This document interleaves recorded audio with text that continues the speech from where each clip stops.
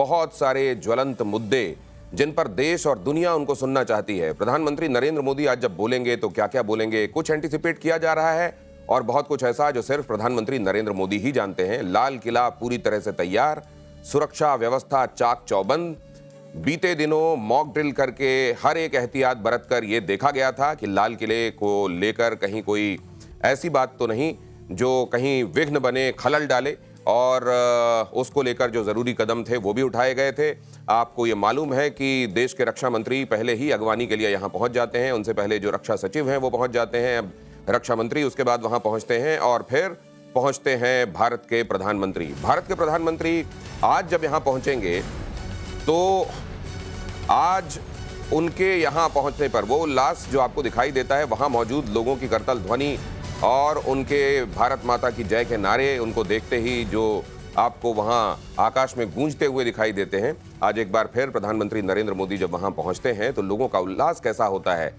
आज प्रधानमंत्री जब वहां पहुंचेंगे, अपने बीच पाकर उन लोगों को एक बार फिर से वो उत्साह जो हमने साल दर साल देखा है 2014 के बाद प्रधानमंत्री नरेंद्र मोदी, और प्रधानमंत्री नरेंद्र मोदी एक ऐसे प्रधानमंत्री जो चुनाव के पहले ही, बीते आम चुनावों के पहले ही उन्होंने उस साल, जिस साल आपको मालूम है बाद में चुनाव आने वाले थे, उन्होंने कहा था एक बार फिर मैं आपके बीच में प्रधानमंत्री की, प्रधान सेवक की हैसियत से आऊंगा और तिरंगा फहराऊंगा। आत्मविश्वास और जो करना है, जो ठाना है, जो संकल्प लिया है, उसी सिद्धि तक पहुंचाना है, इसके प्रतीक प्रधानमंत्री नरेंद्र मोदी यहां पहुंचने वाले हैं। इस वक्त मैं दिखा रहा हूं आपको लाल किले से ये तस्वीरें और हर किसी की ये उत्कंठा है। न सिर्फ ये देखिए भारत के प्रधानमंत्री और उनकी पगड़ी से लेकर उनकी वेशभूषा तक हर एक बात में एक संदेश होता है, और फिर वो जो बातें कहते हैं उनमें तो खैर संदेश होता ही है। तो आज ये देखिए केसरिया बाना पहने हुए प्रधानमंत्री नरेंद्र मोदी, केसरिया ही उनकी बंडी दिखाई दे रही है, और आप देखिए वो जैकेट जिसके नीचे सफेद उनका कुर्ता पायजामा, उनको अभिवादन करके वहां पर रिसीव किया देश के रक्षा मंत्री ने। और अब प्रधानमंत्री पहुंच रहे हैं लाल किले की प्राचीर की तरफ। यहां उनको गार्ड ऑफ ऑनर दिया जाएगा और उसके बाद वो भारत का गौरव, भारत का तिरंगा अनफर्ल्ड करेंगे।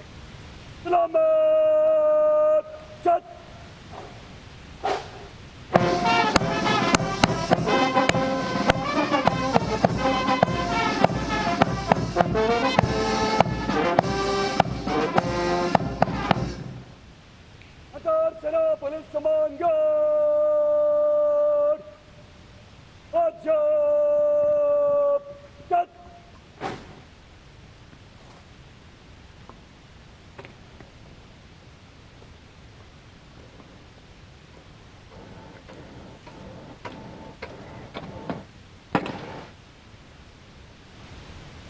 अध्यात्म सेना पुलिस समान गार्ड निरीक्षण के लिए हजरत इमाम।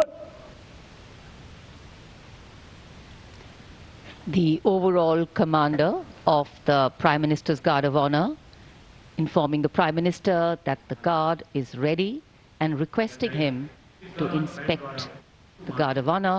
The band position there will strike up a slow march during the... यहाँ अब ये जो परेड गारद है उसका निरीक्षण करने के लिए आमंत्रित किया है गार्ड ऑफ ऑनर के ओवरऑल कमांडर ने। प्रधानमंत्री यहां से परेड गारद का निरीक्षण करेंगे। आप जानते हैं देश आज अपना 79वां स्वतंत्रता दिवस मना रहा है। मतलब स्वतंत्रता हासिल होने की ये जो वर्षगांठ है ये 79वीं हुई, और हमारा जो आज ये स्वतंत्रता को मिले हुए जो वर्ष पूरे हो रहे हैं वो 78 वर्ष पूरे हो रहे हैं। मतलब स्वतंत्रता हमको प्राप्त हुए 78 वर्ष आज हम संपूर्ण करेंगे, और ये 79वीं वर्षगांठ स्वतंत्रता की होगी।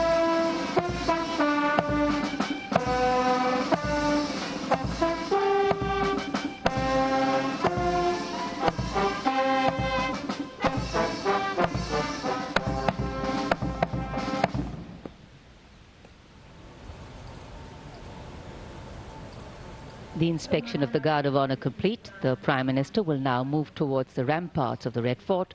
अब परेड गारद के निरीक्षण के बाद प्रधानमंत्री नरेंद्र मोदी लाल किले की प्राचीर की तरफ जा रहे हैं, जहां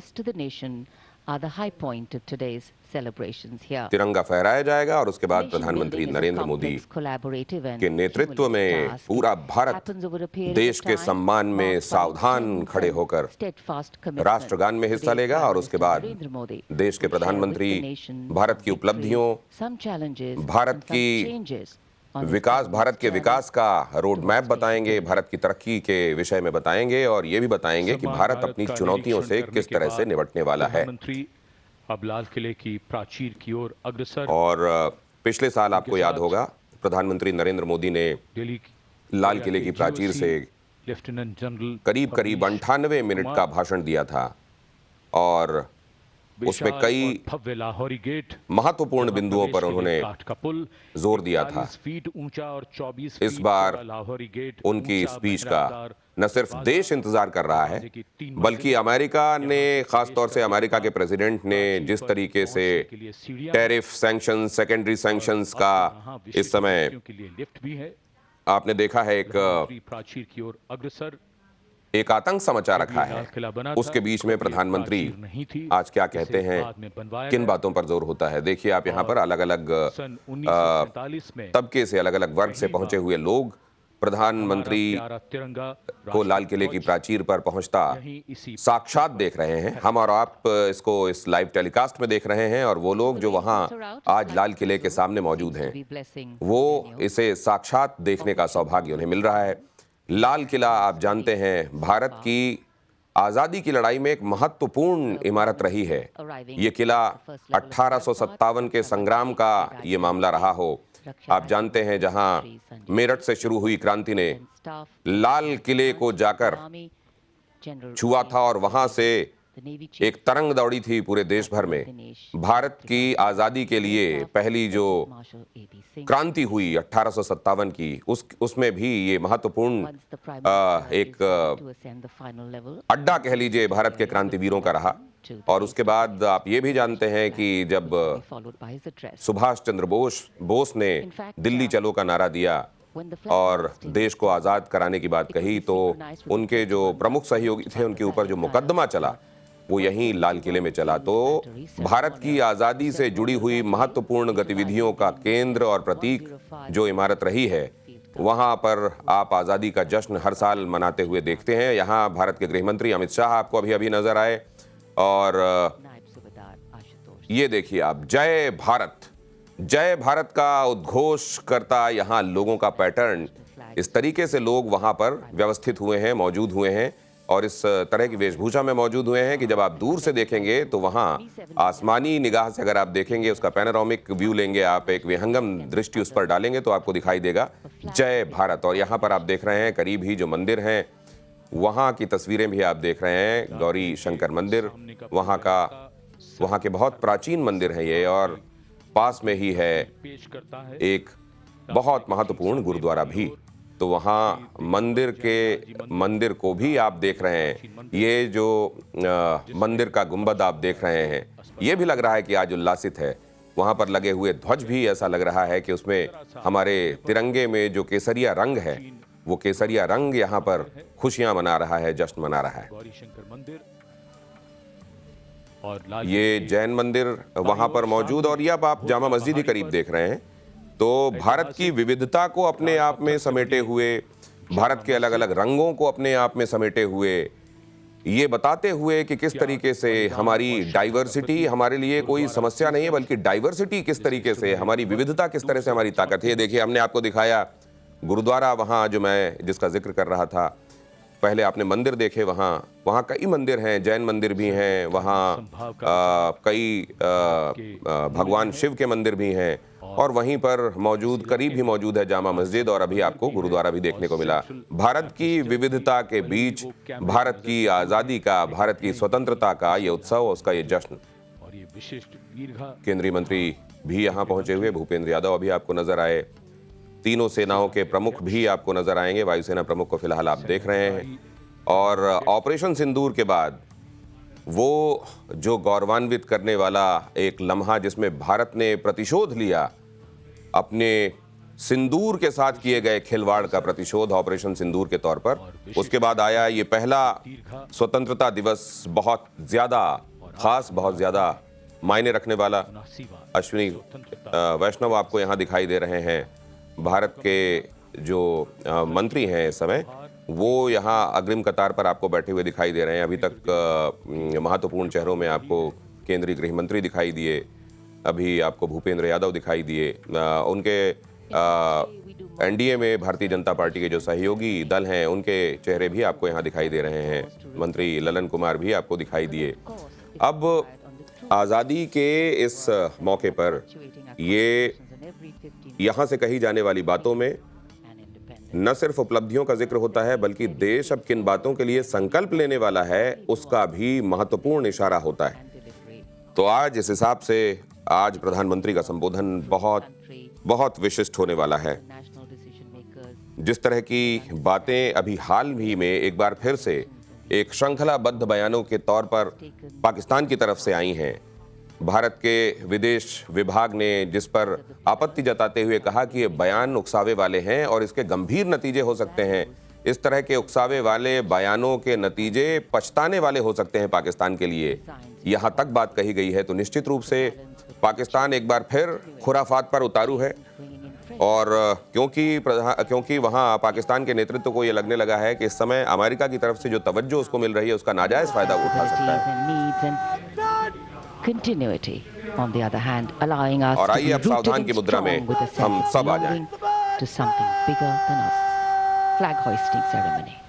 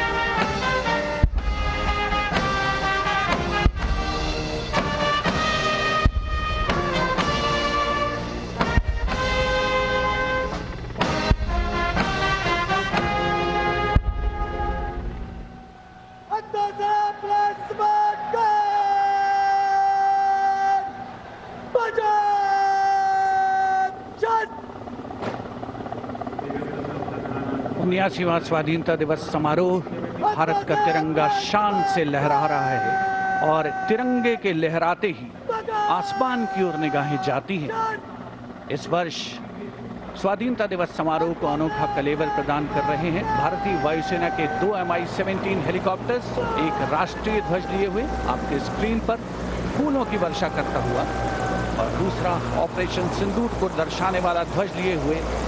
इन हेलीकॉप्टर्स की कमान संभाल रहे हैं विंग कमांडर विनय पूनिया और wing commander Aditya Jaiswal.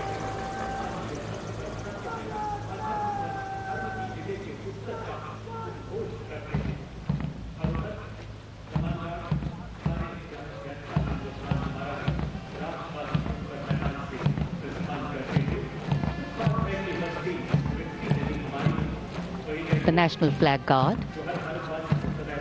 smartly marching away.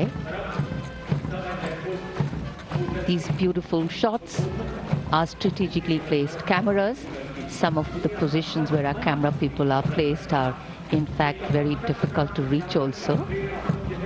But the aim of visual communication is to give you visual perfection. That's been the endeavor always of our telecasts.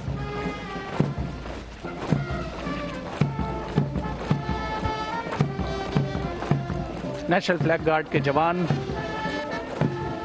सुनहरी संगीतमय धुन पर अनुशासित ढंग से ज्ञान पथ के सामने से प्रस्थान कर रहे हैं और उत्कंठा से प्रतीक्षा माननीय प्रधानमंत्री महोदय के उद्बोधन की।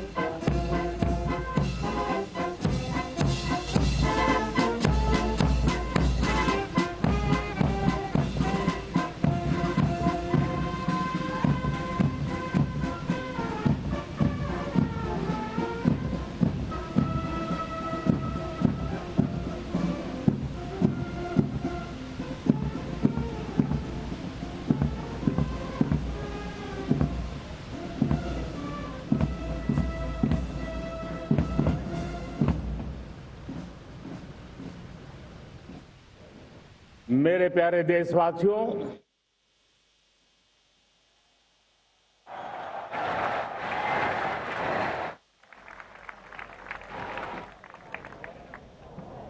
आजादी का ये महापर्व 140 करोड़ संकल्पों का पर्व है। आजादी का ये पर्व सामूहिक सिद्धियों का गौरव का पल है। हर हृदय उमंग से भरा हुआ है। देश एकता की भावना को निरंतर मजबूती दे रहा है। 140 करोड़ देशवासी आज तिरंगे के रंग में रंगे हैं। हर घर तिरंगा, भारत के हर कोने से, चाहे रेगिस्तान हो या हिमालय की चोटियां, समंदर के तट हो या घनी आबादी वाले क्षेत्र, हर तरफ से एक ही गुंज है, एक ही जयकारा है। हमारी प्राण से भी प्यारी मातृभूमि का जयगान है।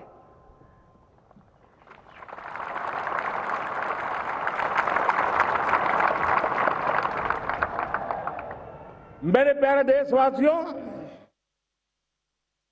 सन 47 में अनंत संभावनाओं के साथ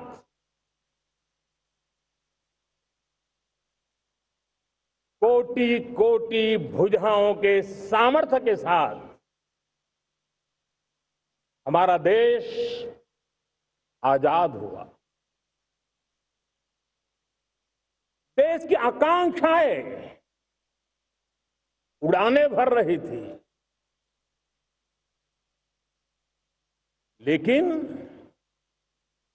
चुनौतियां उससे भी कुछ ज्यादा थी। पूज्य बापू के सिद्धांतों पर चलते हुए संविधान सभा के सदस्यों ने एक बहुत ही महत्वपूर्ण दायित्व निभाया। भारत का संविधान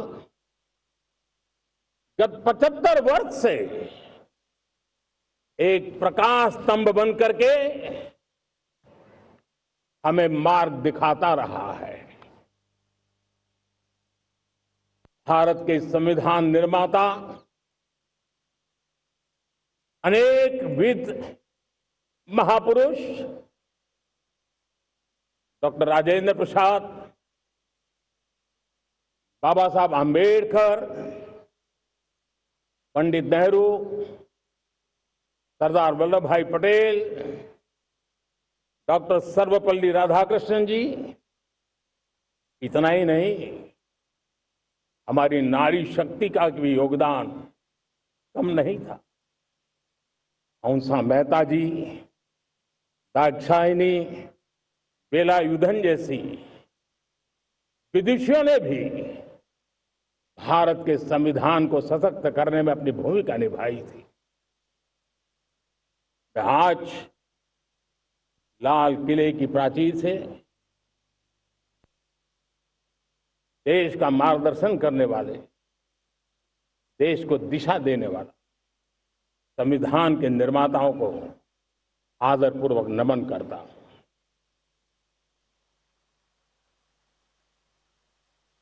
मेरे प्यारे देशवासियों, हम आज डॉक्टर श्यामा प्रसाद मुखर्जी की 125वीं जयंती भी मना रहे हैं। डॉक्टर श्यामा प्रसाद मुखर्जी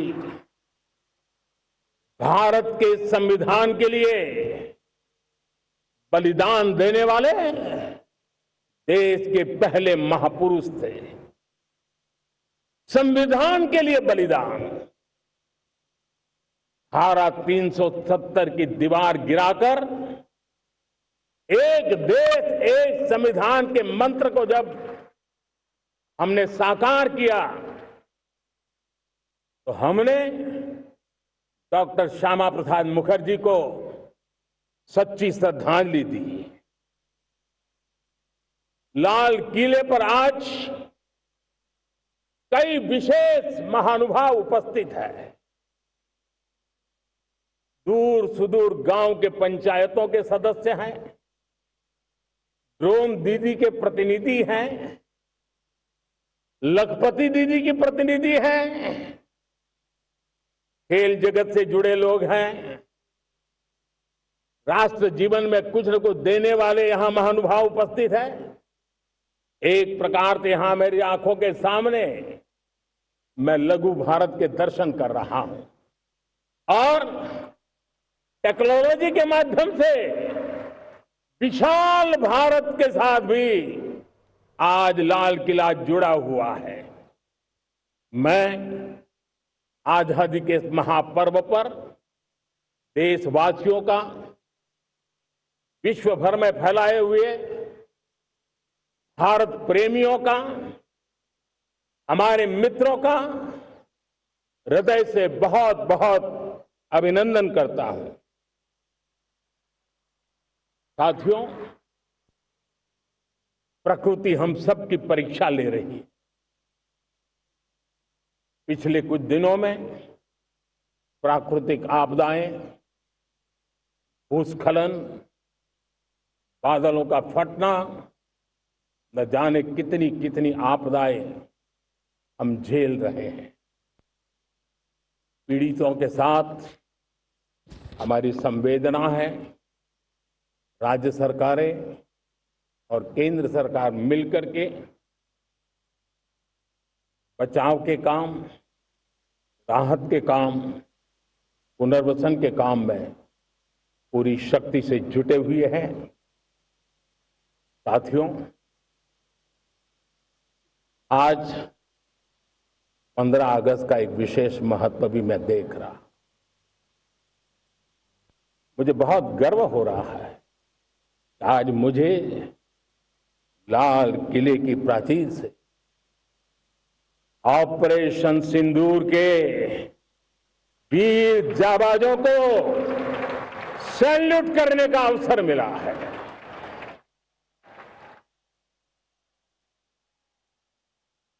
हमारे वीर जाबाज सैनिकों ने दुश्मनों को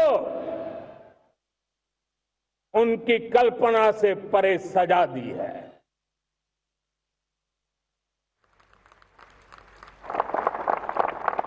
और इस अपील को पहलगाम में सीमा पार से आतंकियों ने आकर के जिस प्रकार का कत्ले आम किया, धर्म पूछ करके लोगों को मारा गया।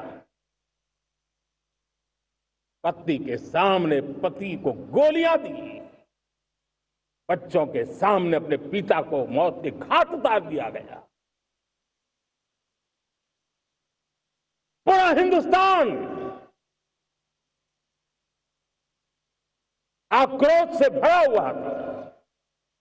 पूरा विश्व भी इस प्रकार से संहार से चौंक गया था। मेरे प्यारे देशवासियों, ऑपरेशन सिंदूर उसी आक्रोश की अभिव्यक्ति है।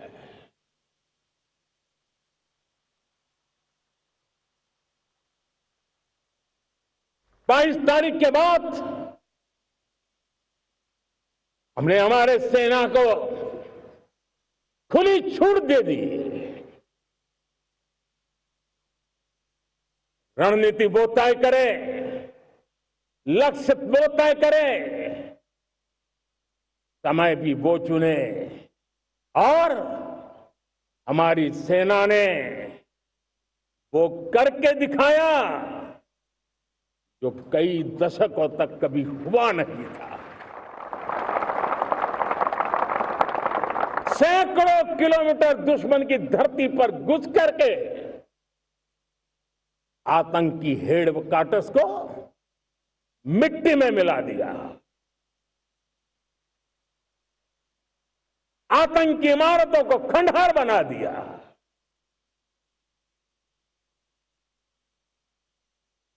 पाकिस्तान की नींद अभी भी उड़ी हुई है।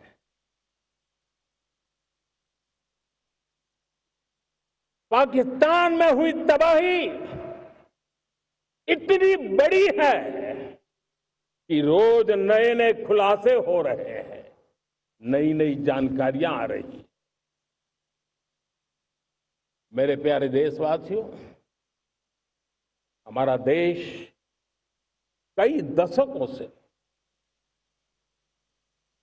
आतंक को झेलता आया हुआ है। देश के सीने को छलनी कर दिया गया है। अब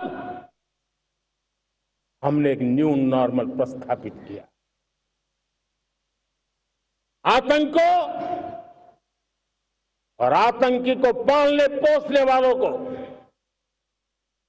आतंकियों को ताकत देने वालों को अब हम अलग अलग नहीं मानेंगे।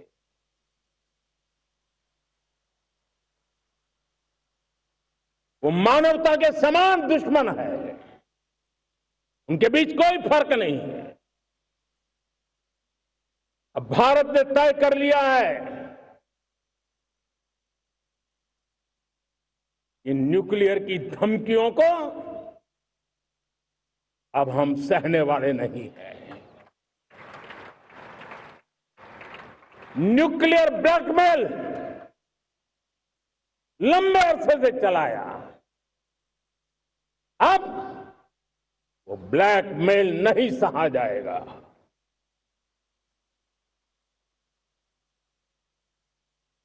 आगे भी अगर दुश्मनों ने ये कोशिश जारी रखी, हमारी सेना तय करेगी, सेना की शर्तों पर, सेना जो समय निर्धारित करे उस समय पर, सेना जो तौर तरीके तय करे उस तौर तरीके से, सेना जो लक्ष्य तय करे उस लक्ष्य को अब हम अमल में ला करके रहने वाले हैं। हम मुंह तोड़ जवाब देंगे। मेरे प्यारे देशवासियों, भारत ने तय कर लिया है, खून और पानी एक साथ नहीं बहेंगे।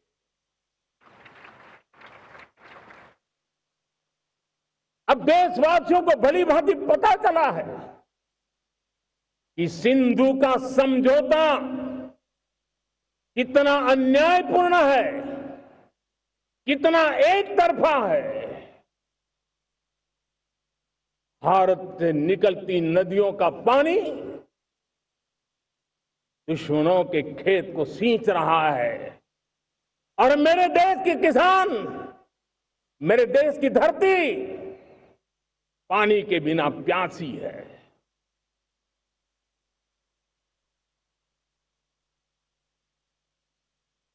ये ऐसा समझौता था जिसने पिछले 7 दशक से मेरे देश के किसानों का अकल्पनीय नुकसान किया है।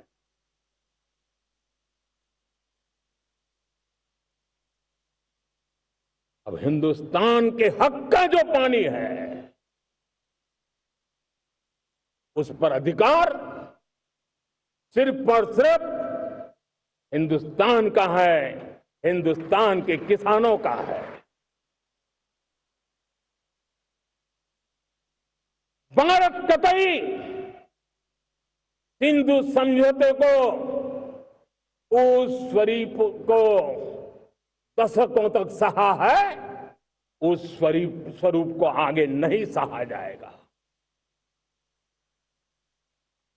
किसान हित में, राष्ट्र हित में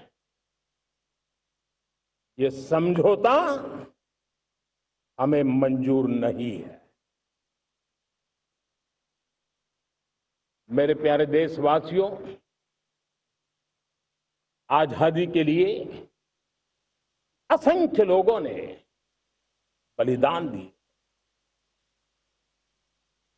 अपनी जवानी खपा दी, जेलों में जिंदगी गुजारी है, फांसी के तख्त पर लटके हैं, कुछ लेने पाने बनने के लिए नहीं, मां भारती के स्वाभिमान के लिए, कोटि कोटि जनों की आजादी के लिए, गुलामी की जंजीरों को तोड़ने के लिए।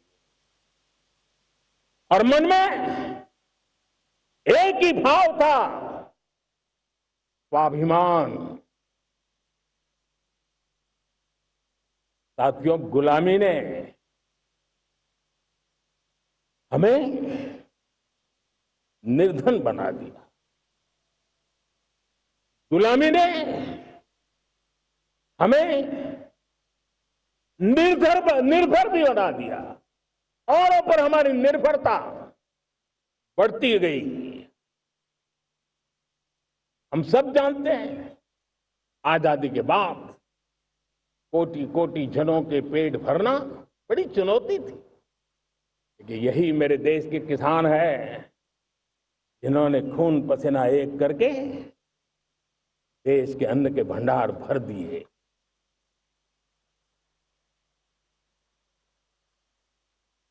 अनाज के संबंध में देश को आत्मनिर्भर बना दिया। एक राष्ट्र के लिए आत्मसम्मान की सबसे बड़ी कसौटी आज भी उसकी आत्मनिर्भरता है। और मेरे प्यारे देशवासियों, विकसित भारत का आधार भी है आत्मनिर्भर भारत।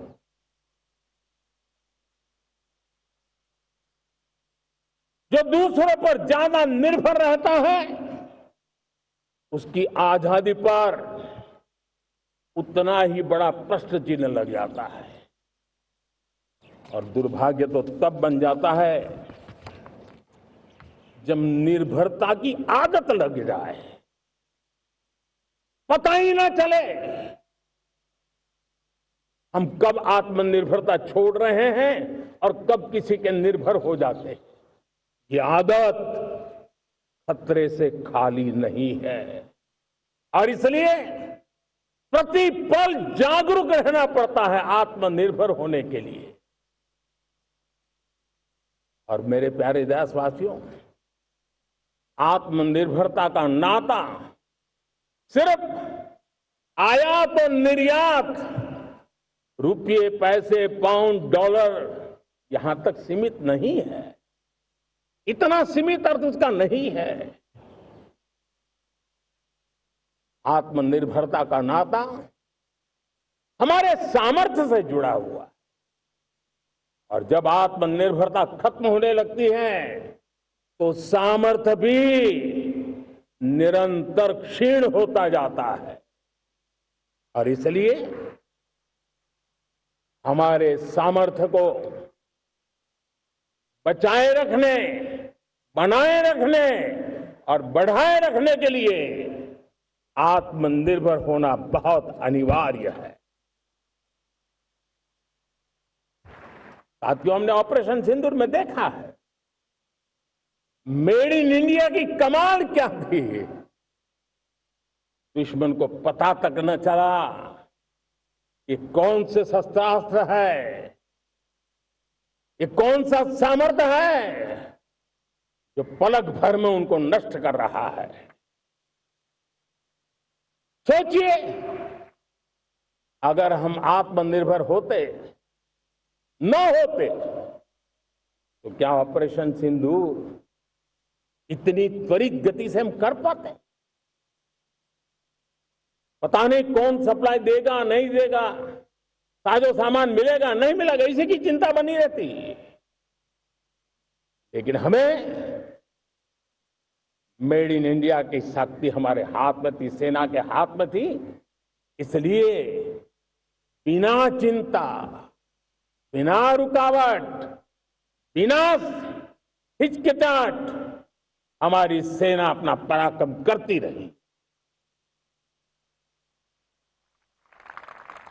और ये पिछले 10 साल से लगातार डिफेंस के क्षेत्र में आत्मनिर्भरता पर हम एक मिशन लेकर के चले हैं, उसके नतीजे आज नजर आ रहे हैं।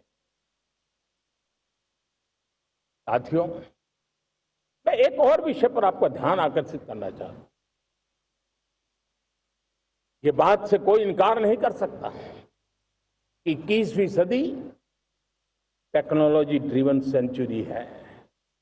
और जब टेक्नोलॉजी ड्रिवन है और इतिहास की तरफ नजर करें तो पता है, इतिहास गवाह है, जिन जिन देशों ने टेक्नोलॉजी में महारत हासिल की, वो देश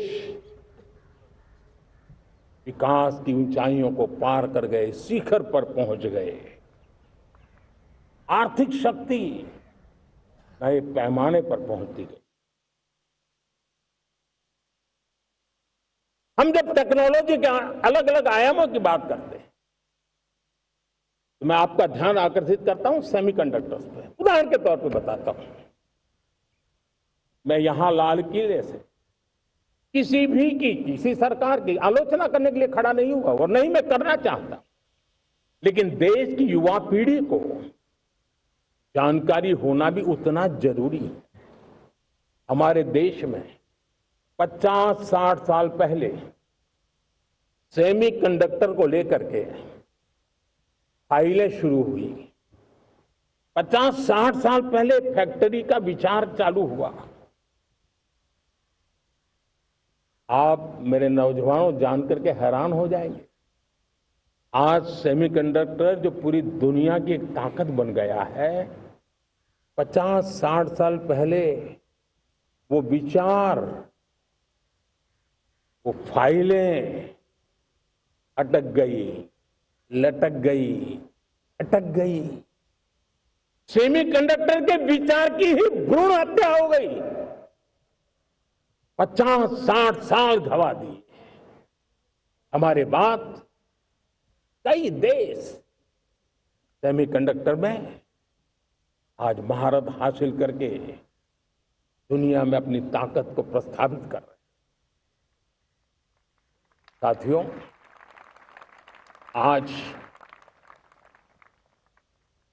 हमने उस बोझ से मुक्त होकर के मिशन मोड में सेमीकंडक्टर के काम को आगे बढ़ा है। 6 अलग अलग सेमीकंडक्टर के यूनिट्स जमीन पर उतर रहे हैं।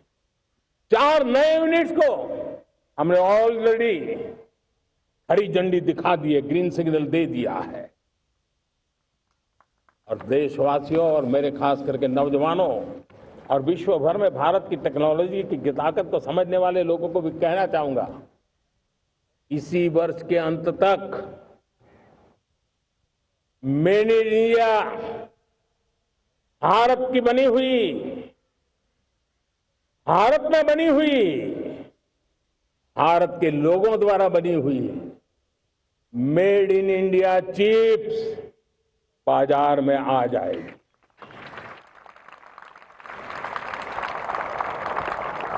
मैं दूसरा उदाहरण देना चाहता हूं।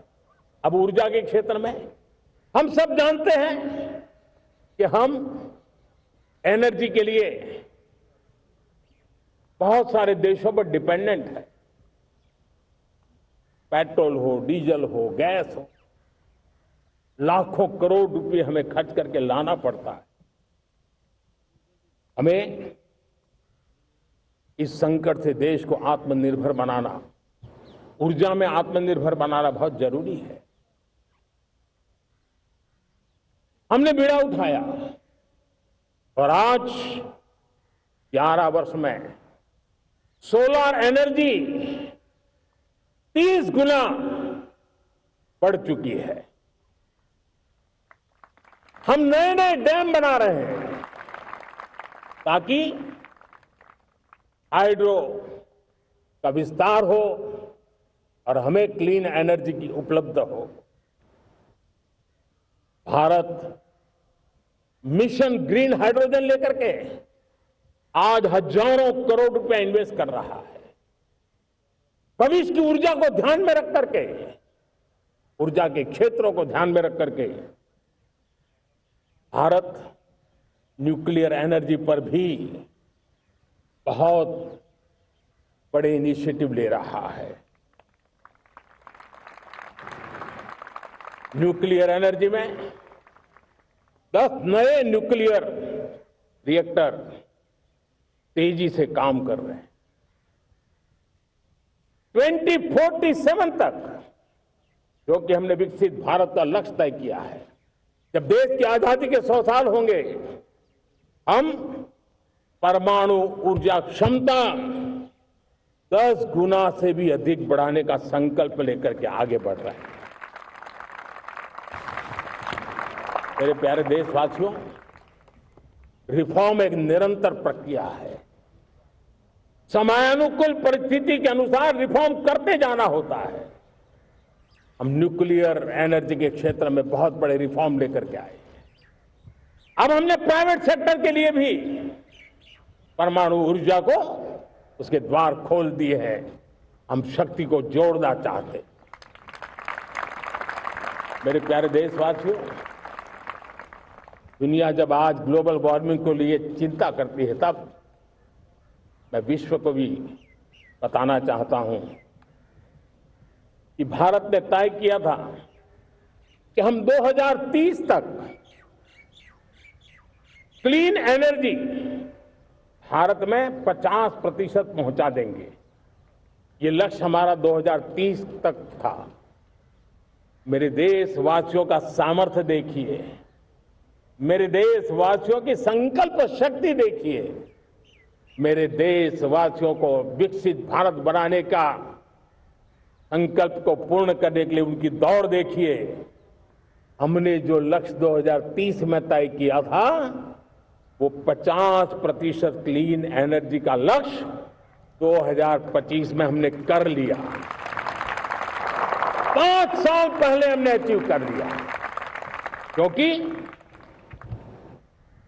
विश्व के प्रति भी हम उतने ही संवेदनशील हैं, प्रकृति के प्रति भी उतने ही हम जिम्मेवार लोग हैं। मेरे प्यारे देशवासियों, बजट का बहुत बड़ा हिस्सा ये पेट्रोल, डीजल, गैस, इन सबको लाने के लिए खर्च होता था। लाखों करोड़ रुपए चले जाते थे। अगर हम ऊर्जा में डिपेंडेंट न होते, वो धन मेरे देश के नौजवानों के भविष्य के लिए काम आता। वो धन मेरे देश के गरीबों को गरीबी के खिलाफ लड़ाई लड़ने में काम आता। वो धन मेरे देश के किसानों के कल्याण में काम आता। वो धन मेरे देश के गांव की परिस्थिति को पलटने के लिए काम आता। लेकिन हमें विदेशों को देना पड़ रहा। अब हम आत्मनिर्भर बनने की दिशा में काम कर रहे हैं। देश को विकसित बनाने के लिए हम अब समुद्र मंथन की तरफ भी जा रहे हैं। हमारे समुद्र के मंथन को आगे बढ़ाते हुए हम समुद्र के भीतर के तेल के भंडार, गैस के भंडार, उसको खोजने की दिशा में एक मिशन मोड में काम करना चाहते हैं। और इसलिए भारत ने national deep water exploration mission शुरू करने जा रहा है। ये ऊर्जा इंडिपेंडेंट बनने के लिए ये हमारी महत्वपूर्ण घोषणा है। मेरे प्यारे देशवासियों, आज पूरा विश्व क्रिटिकल मिनरल को लेकर के बहुत ही सतर्क हो गया है। उसके सामर्थ्य को लोग भली भांति समझने लगे हैं। कल तक जिस तरफ ज्यादा ध्यान नहीं था वो आज सेंटर स्टेज पे है। हमारे लिए भी क्रिटिकल मिनरल्स में आत्मनिर्भरता बहुत अनिवार्य है। एनर्जी का सेक्टर हो, इंडस्ट्री का सेक्टर हो, रक्षा क्षेत्र हो, टेक्नोलॉजी के हर क्षेत्र हो, आज क्रिटिकल मिनरल्स की टेक्नोलॉजी के अंदर बहुत अहम भूमिका है। और इसलिए नेशनल क्रिटिकल मिशन हमने लॉन्च किया है। 1200 से अधिक स्थानों पर खोज का अभियान चल रहा है और हम क्रिटिकल मिनरल में भी आत्मनिर्भर बनने की दिशा में आगे बढ़ रहे हैं। मेरे प्यारे देशवासियों, स्पेस सेक्टर का कमाल तो हर देशवासी देख रहा, गर्व से भर जा रहा। और हमारे group captain Shubhanshu Shukla space station से लौट चुके हैं और आने वाले कुछ दिनों में वो भारत भी आ रहे हैं। हम स्पेस में भी अपने दम पर आत्मनिर्भर भारत गगनयान की तैयारी कर रहे हैं। हम अपने बलबूते पर हमारा अपना स्पेस स्टेशन बनाने की दिशा में हम काम कर रहे हैं। अब पिछले दिनों स्पेस में जो रिफॉर्म किए गए, मुझे बहुत गर्व हो रहा है। मेरे देश के 300 से ज्यादा स्टार्टअप्स आप सिर्फ और सिर्फ स्पेस सेक्टर में काम कर रहे हैं और उन 300 स्टार्टअप में हजारों नौजवान पूरे सामर्थ्य के साथ जुटे हैं। ये है मेरे देश के नौजवानों की ताकत और ये है हमारे देश के नौजवानों के प्रति विश्वास। मेरे प्यारे देशवासियों, 140 करोड़ भारतवासी 2047 में जब आजादी के 100 साल होंगे, विकसित भारत के संकल्प को परिपूर्ण करने के लिए पूरी ताकत से जुटे हैं। इस संकल्प की पूर्ति के लिए भारत आज हर सेक्टर में आधुनिक इकोसिस्टम तैयार कर रहा है और आधुनिक इकोसिस्टम हर क्षेत्र में हमारे देश को आत्मनिर्भर बनाएगा। आज मेरा लाल किले की प्राचीर से मेरे देश के युवा वैज्ञानिकों को, मेरे टैलेंटेड यूथ को, मेरे इंजीनियर्स को और प्रोफेशनल्स को और सरकार के हर विभागों को भी मेरा आह्वान है, क्या हमारा अपना made in India fighter jets के लिए जेट इंजन हमारा होना चाहिए कि नहीं होना चाहिए?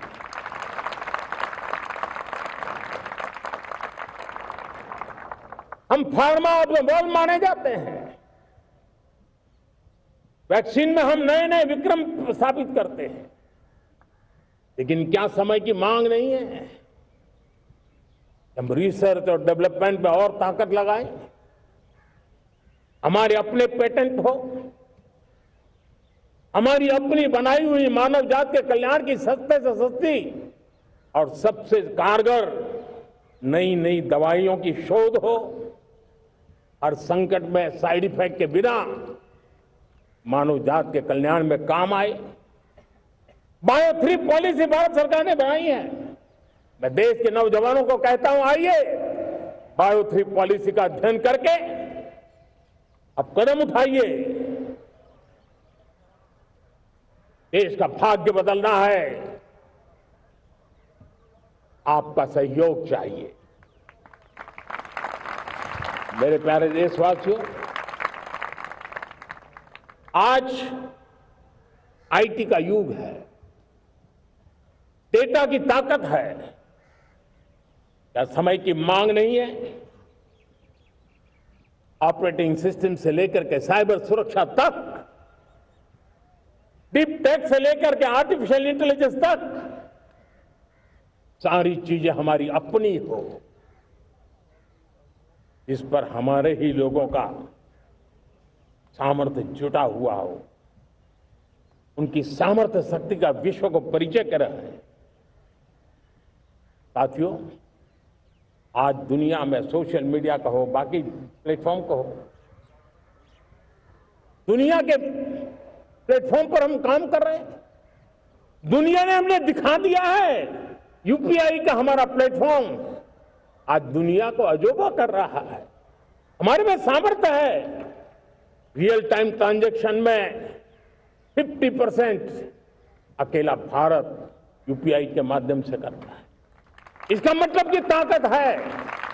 क्रिएटिव वर्ल्ड हो, सोशल मीडिया हो, ये जितने भी प्लेटफॉर्म्स हैं, मेरे देश के नौजवानों में चुनौती करता हूं आपको, आइए हमारे अपने प्लेटफॉर्म क्यों ना हो, हम क्यों दूसरों पर निर्भर रहे, क्यों भारत का धन बाहर जाए।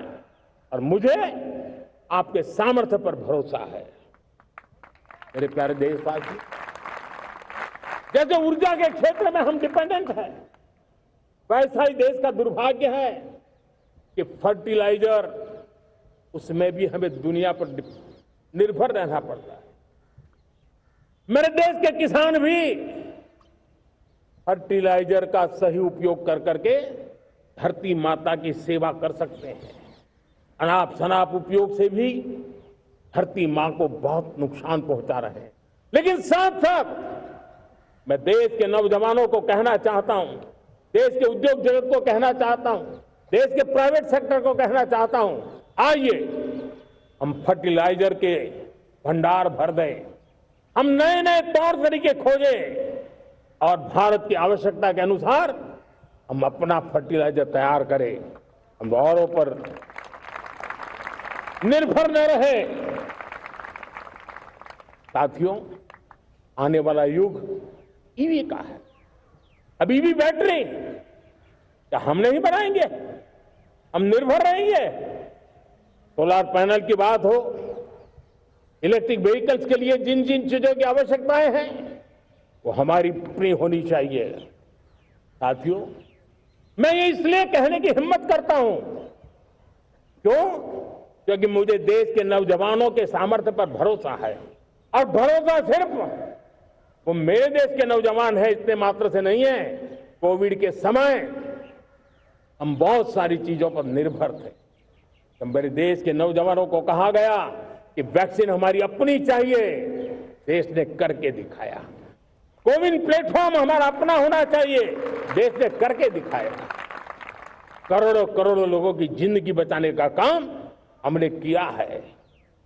वही स्पिरिट, वही जज्बा हमें जीवन के हर क्षेत्र में आत्मनिर्भर बनने के लिए अपना सब कुछ देना है। अपना जो बेस्ट है वो हमें दे करके रहना है। साथियों, पिछले 11 साल में एंटरप्रेन्योरशिप, उद्यमशीलता को बहुत बड़ी ताकत मिली। आज लाखों स्टार्टअप्स टियर 2, टियर 3 सिटी में देश की अर्थशक्ति को, देश के इनोवेशन को ताकत दे रहे हैं। उसी प्रकार से मुद्रा योजना से हमारे देश के करोड़ों नौजवान, उसमें भी हमारी बेटियां, करोड़ों करोड़ों लोग मुद्रा से लोन लेकर के अपना खुद का कारोबार कर रहे हैं। खुद तो अपने पैरों पर खड़े हुए हैं, लेकिन औरों को भी पैरों पर खड़े रहने की ताकत देते हैं। वे भी एक प्रकार से हर व्यक्ति को आत्मनिर्भर बनाने का अवसर दे रही है। मेरे साथियों, विमेन सेल्फ हेल्प ग्रुप किसी का ध्यान नहीं था। पिछले 10 साल में विमेन सेल्फ हेल्प ग्रुप ने कमाल करके दिखाया। आज उनके प्रोडक्ट दुनिया के बाजार में जाने लगे हैं। लाखों करोड़ों का कारोबार हमारे विमेन सेल्फ हेल्प ग्रुप करते हैं। मैंने एक बार मन की बात में खिलौने की बात कही थी। हम करोड़ों करोड़ रुपए में खिलौने विदेश से लाते थे।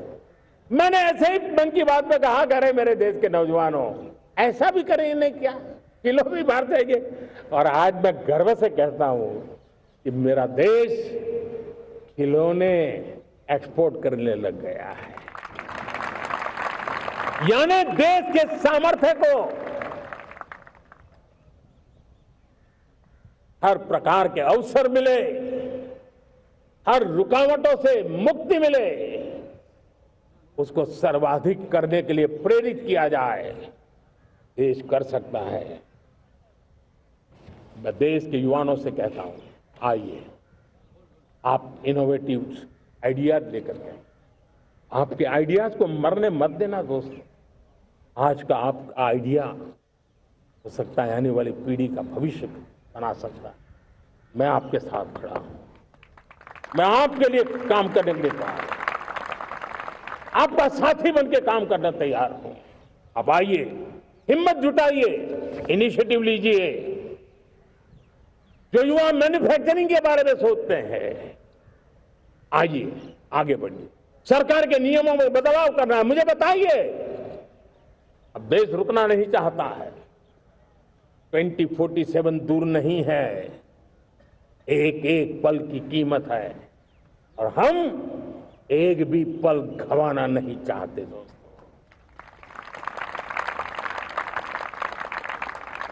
साथियों, ये आगे बढ़ने का अवसर है, बड़े सपने देखने का अवसर है, संकल्प के लिए समर्पित होने का अवसर है। जब सरकार आपके साथ है और मैं स्वयं आपके साथ हूं, तब हम नया इतिहास बना सकते हैं। साथियों, आज नेशनल मैन्युफैक्चरिंग मिशन पर बहुत तेजी से काम हो रहा है। हमारे एमएसएमई उसका लोहा दुनिया मानती है। ये दुनिया में बड़ी बड़ी चीजें बनती है ना, कुछ न कुछ तो औजार हमारे देश के एमएसएमई के द्वारा जाते हैं, बड़े गर्व के साथ जाते हैं। लेकिन हम कॉम्प्रिहेंसिव इंटीग्रेटेड विकास की राह पर जाना चाहते हैं और इसलिए उनकी शक्ति बढ़े। और उसमें भी मैंने पहले एक बार लाल किले से कहा था, जीरो डिफेक्ट जीरो इफेक्ट। आज कहना चाहता हूं कि हमें विश्व बाजार में अपने सामर्थ्य का लोहा मनवाना है, तो हमें क्वालिटी में निरंतर नई ऊंचाइयों को पार करना। दुनिया क्वालिटी को स्वीकार करती है, हमारी गुणवत्ता सबसे ज्यादा हो और सरकार के भी प्रयास हो, रॉ मटेरियल की भी उपलब्धि हो, हमारी प्रोडक्शन की कॉस्ट कैसे कम हो, हम उसमें दम रह गए। और साथियों, हम सभी जो उत्पादन के क्षेत्र में लगे हैं, उन सबका मंत्र होना चाहिए, दाम कम लेकिन दम ज्यादा। हमारी हर प्रोडक्ट का दम ज्यादा हो लेकिन दाम कम हो। इस भाव को लेकर के हमें आगे बढ़ना है। मेरे प्यारे देशवासियों, आजादी के लिए अनगिनत लोगों ने बलिदान दिए हैं। मैंने पहले भी कहा, जवानी खपा दी, फांसी पे लटक गए। क्यों? स्वतंत्र भारत के लिए 75-100 साल पहले का वो कालखंड याद कीजिए। पूरा देश स्वतंत्र भारत के मंत्र को लेकर के जीता था। आज समय की मांग है, स्वतंत्र भारत का मंत्र लेकर के जीने वालों ने हमें स्वतंत्र भारत दिया।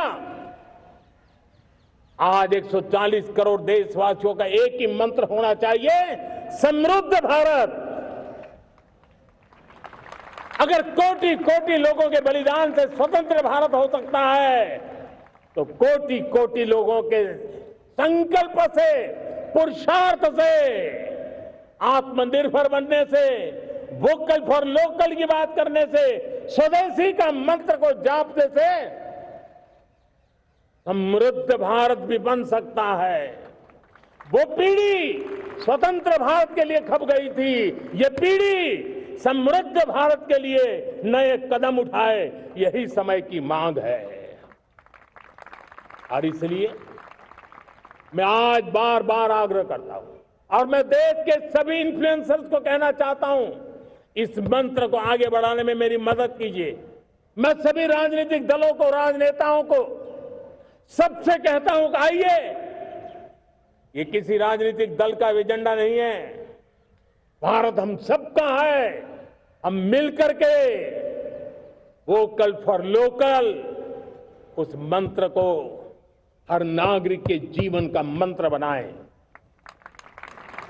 भारत में बनी हुई, भारत के नागरिकों के पसीने से बनी हुई वो चीजें जिसमें भारत की मिट्टी की महक हो और जो भारत के आत्मनिर्भर के संकल्प को ताकत देता हो, हम उसी को खरीदेंगे, हम उसी का उपयोग करेंगे, हम उस दिशा में आगे आए। यह हमारा सामूहिक संकल्प हो, देखते ही देखते हम दुनिया बदल देंगे। दोस्तों, मैं आज हर छोटे मोटे व्यापारी को, दुकानदार से आग्रह करना चाहता हूं, आपकी भी जिम्मेवारी है। हम छोटे थे, हमने कभी बाजार में देखा नहीं था कि शुद्ध घी की दुकान, ऐसे ही लिखा जाता था घी की दुकान, लेकिन समय रहते लोग लिखने लगे शुद्ध घी की दुकान। मैं चाहता हूं देश में ऐसे व्यापारी आगे आए, ऐसे दुकानदार आए कि हाँ स्वदेशी माल बिकता है, वो बोर्ड लगा रहे हैं। हम स्वदेशी का गर्व करने लगे। हम स्वदेशी मजबूरी में नहीं, मजबूती के साथ उपयोग करेंगे, मजबूती के लिए उपयोग करेंगे और जरूरत पड़ी तो औरों को मजबूर करने के लिए उपयोग करेंगे। ये हमारी ताकत होनी चाहिए, ये हमारा मंत्र होना चाहिए। मेरे प्यारे देशवासियों,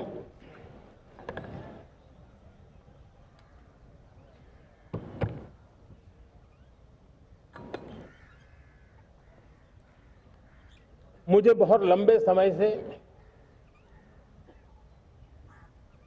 सरकार में काम करने का अवसर मिला है।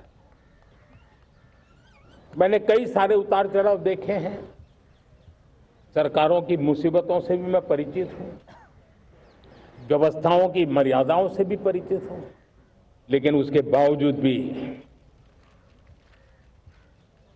हमारी जिम्मेवारी है कि हम किसी की लकीर को छोटी करने में अपनी ताकत बर्बाद न करें।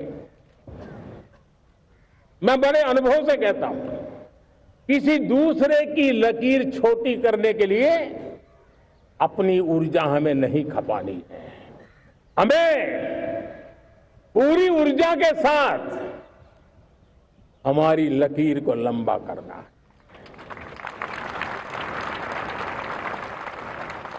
हम अगर अपनी लकीर लंबी करते हैं तो दुनिया भी हमारा लोहा मानेगी।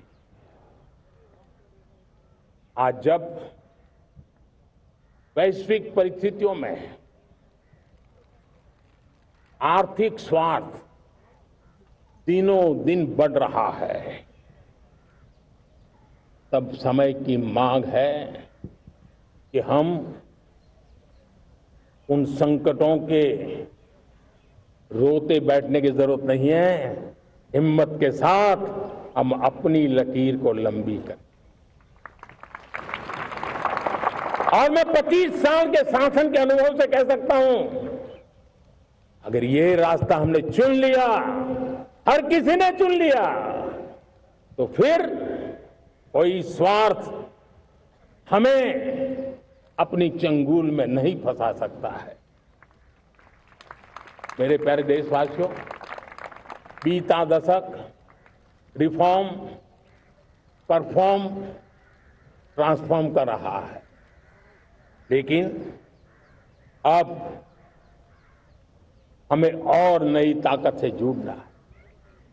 पिछले दिनों हमने कई रिफॉर्म्स किए, एफडीआई हो, इंश्योरेंस कंपनी की बात हो, विश्व की यूनिवर्सिटीज को भारत के अंदर स्थान देने की बात हो, कई रिफॉर्म्स किए हैं। 40,000 से ज्यादा अनावश्यक कंप्लायंसेस को हमने खत्म किया है। इतना ही नहीं, 1500 से अधिक पुराने कानून जो बाबा आदम के जमाने के थे, उन सबको हमने खत्म कर दिया है।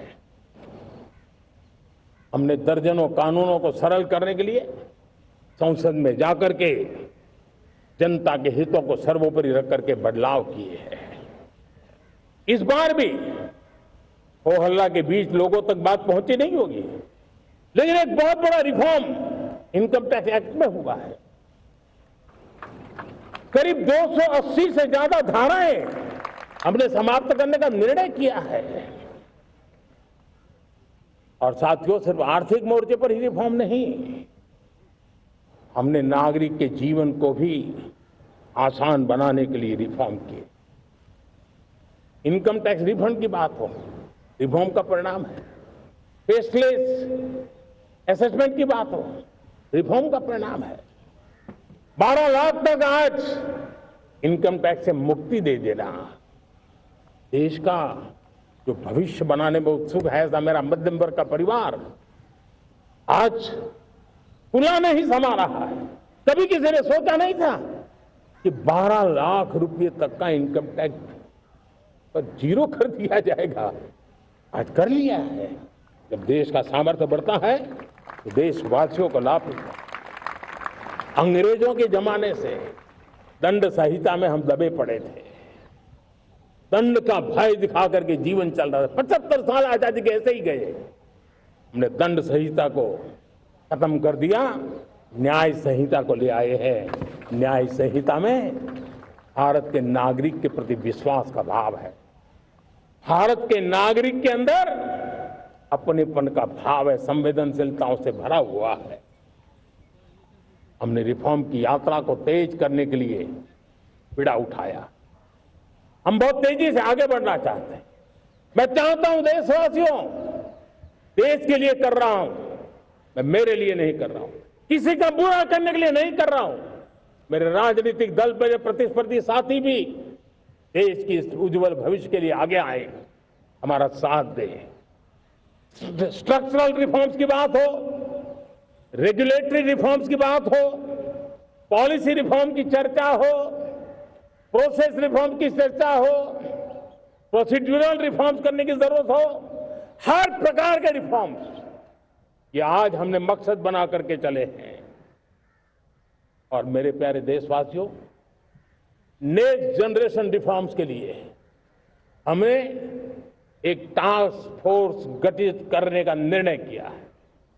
ये टास्क फोर्स समय सीमा में इस काम को पूरा करे, वर्तमान नियम, कानून, नीतियां, रीतियां 21वीं सदी के अनुकूल, वैश्विक वातावरण में अनुकूल और भारत को 2047 में विकसित राष्ट्र बनाने के संदर्भ में नए सिरे से तैयार हो और उसका समय सीमा में अपना कार्य पूरा करने के लिए इस टास्क फोर्स की रचना की है।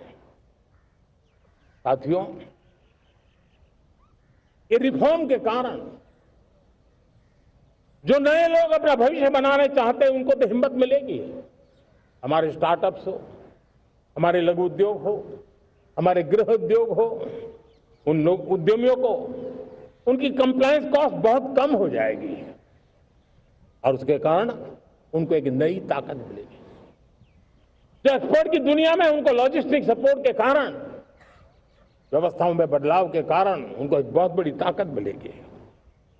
साथियों, ऐसे ऐसे कानून है हमारे देश में, छोटी छोटी चीजों के लिए जेल में डालने के कानून है। आप हैरान हो जाएंगे, किसी ने नजर नहीं दौड़ाई।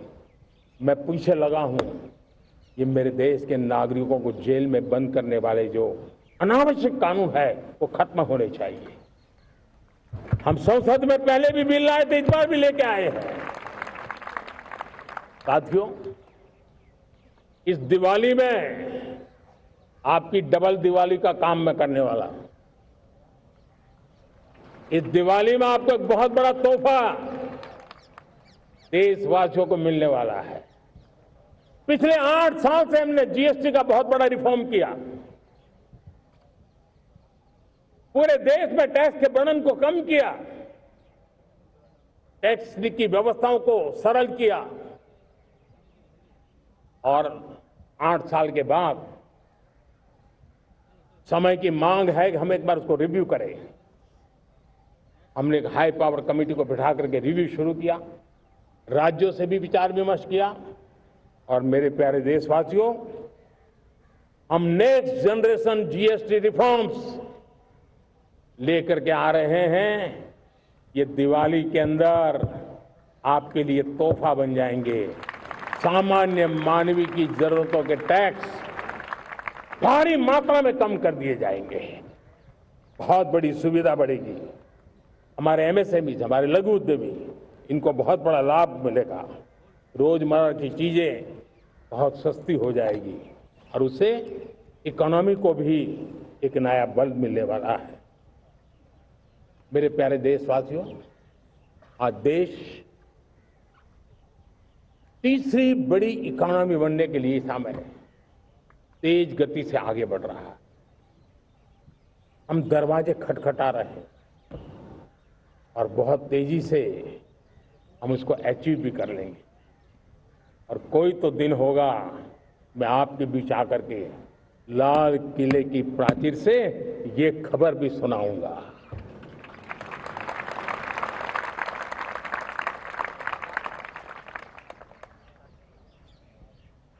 आज भारत की अर्थव्यवस्था और आर्थिक स्थिति को लेकर पूरी दुनिया आश्वस्त है। इतनी अस्थिरता के बीच आशा की किरण बना हुआ है भारत का फाइनेंशियल डिसिप्लिन, भारत की फाइनेंस की ऊर्जा।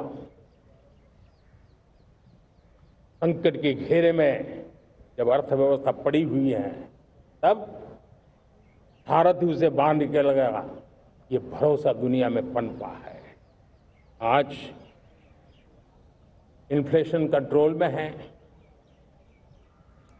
फॉरेन एक्सचेंज रिजर्व हमारे बहुत मजबूत है,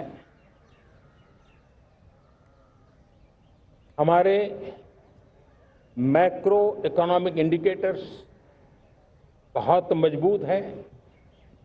ग्लोबल रेटिंग एजेंसी भी लगातार भारत की सराहना करती हैं, भारत की अर्थव्यवस्था पर ज्यादा से ज्यादा विश्वास व्यक्त कर रही है।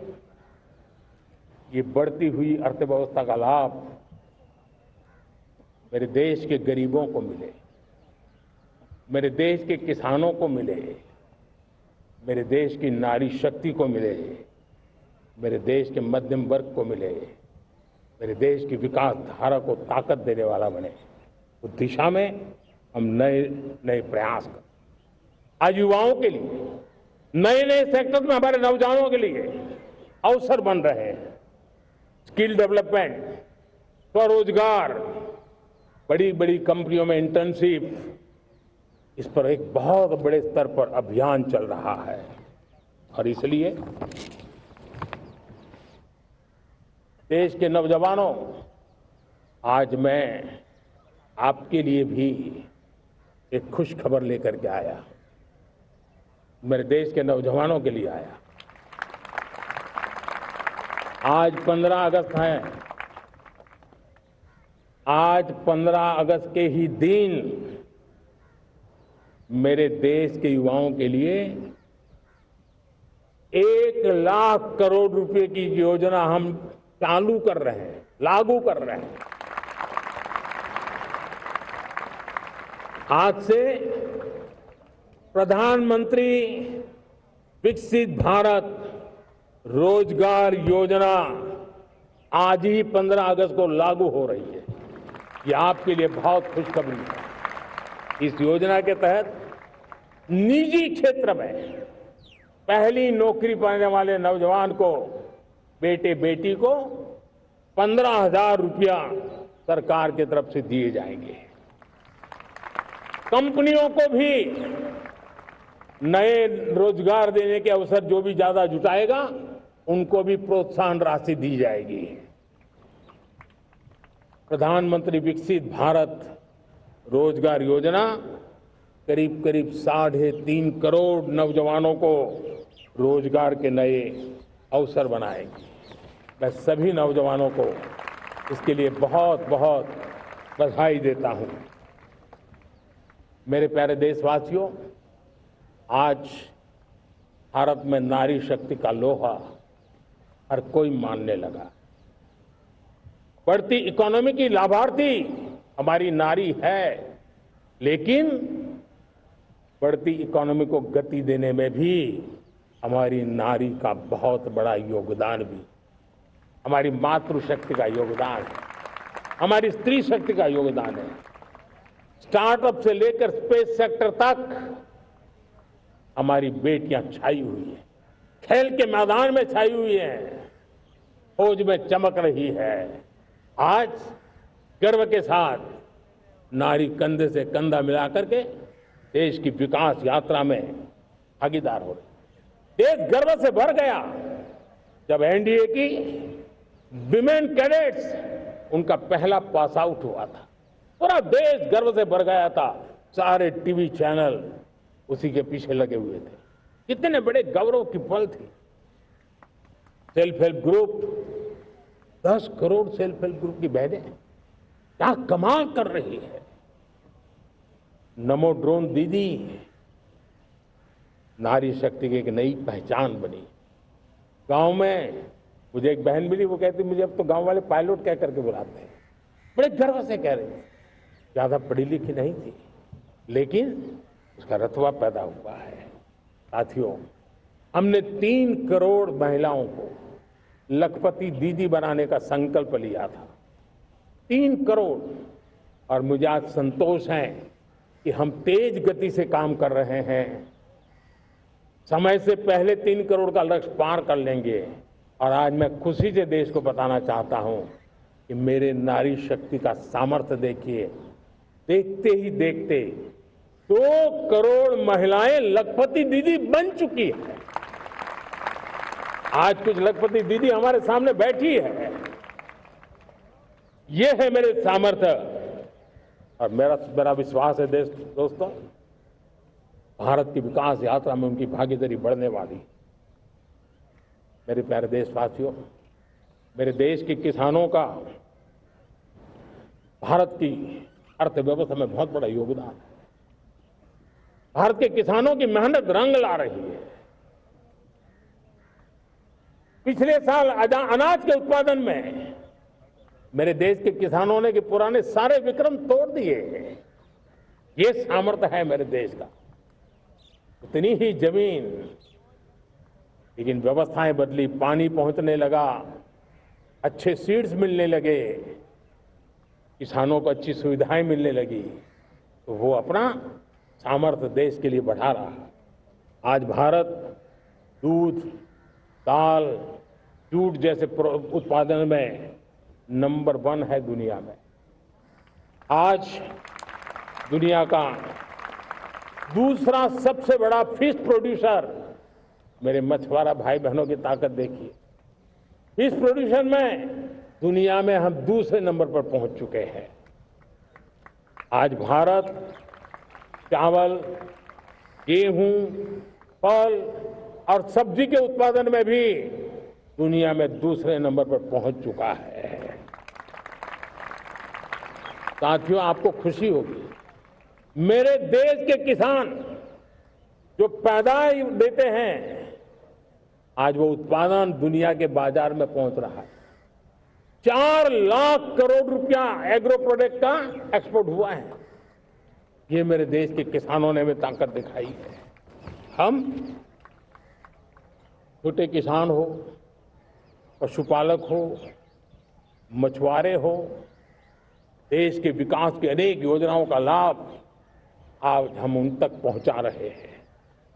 पीएम किसान सम्मान निधि हो, रेन वाटर हार्वेस्टिंग हो, सिंचाई की योजनाएं हो, क्वालिटी सीड्स हो, फर्टिलाइजर की आवश्यकता हो, हर क्षेत्र में आज और किसान को एक भरोसा हो गया है फसल बीमा का, वो साहसिक बना रहा, उसका परिणाम भी देश को मिल रहा है। जो पहले कल्पना की बात थी आज हकीकत बन गई है। देशवासियों, हमारे देश के पशुधन को बचाने के हमें कोविड की वैक्सीन मुफ्त में मिली, वो तो याद है, लेकिन हम पशुधन के लिए भी अब तक 125 डोज मुफ्त में पशुओं को लगा चुके हैं।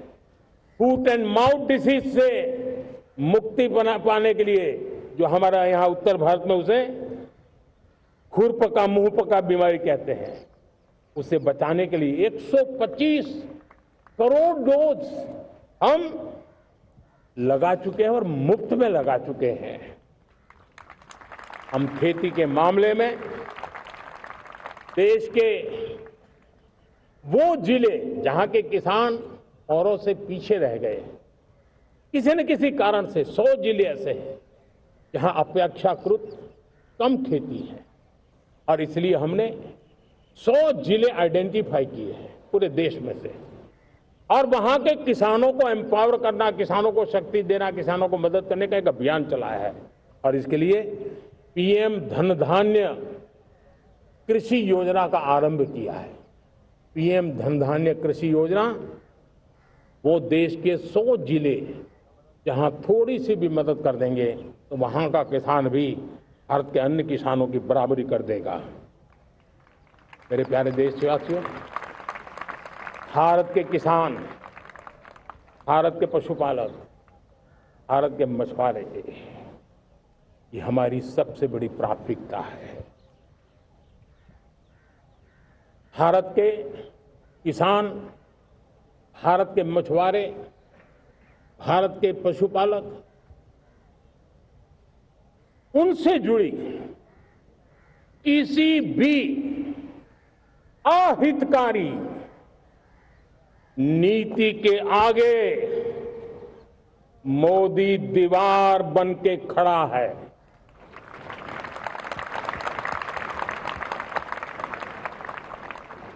भारत अपने किसानों, अपने पशुपालकों, अपने मछुआरों के संबंध में कभी भी कोई समझौता नहीं स्वीकार करेगा।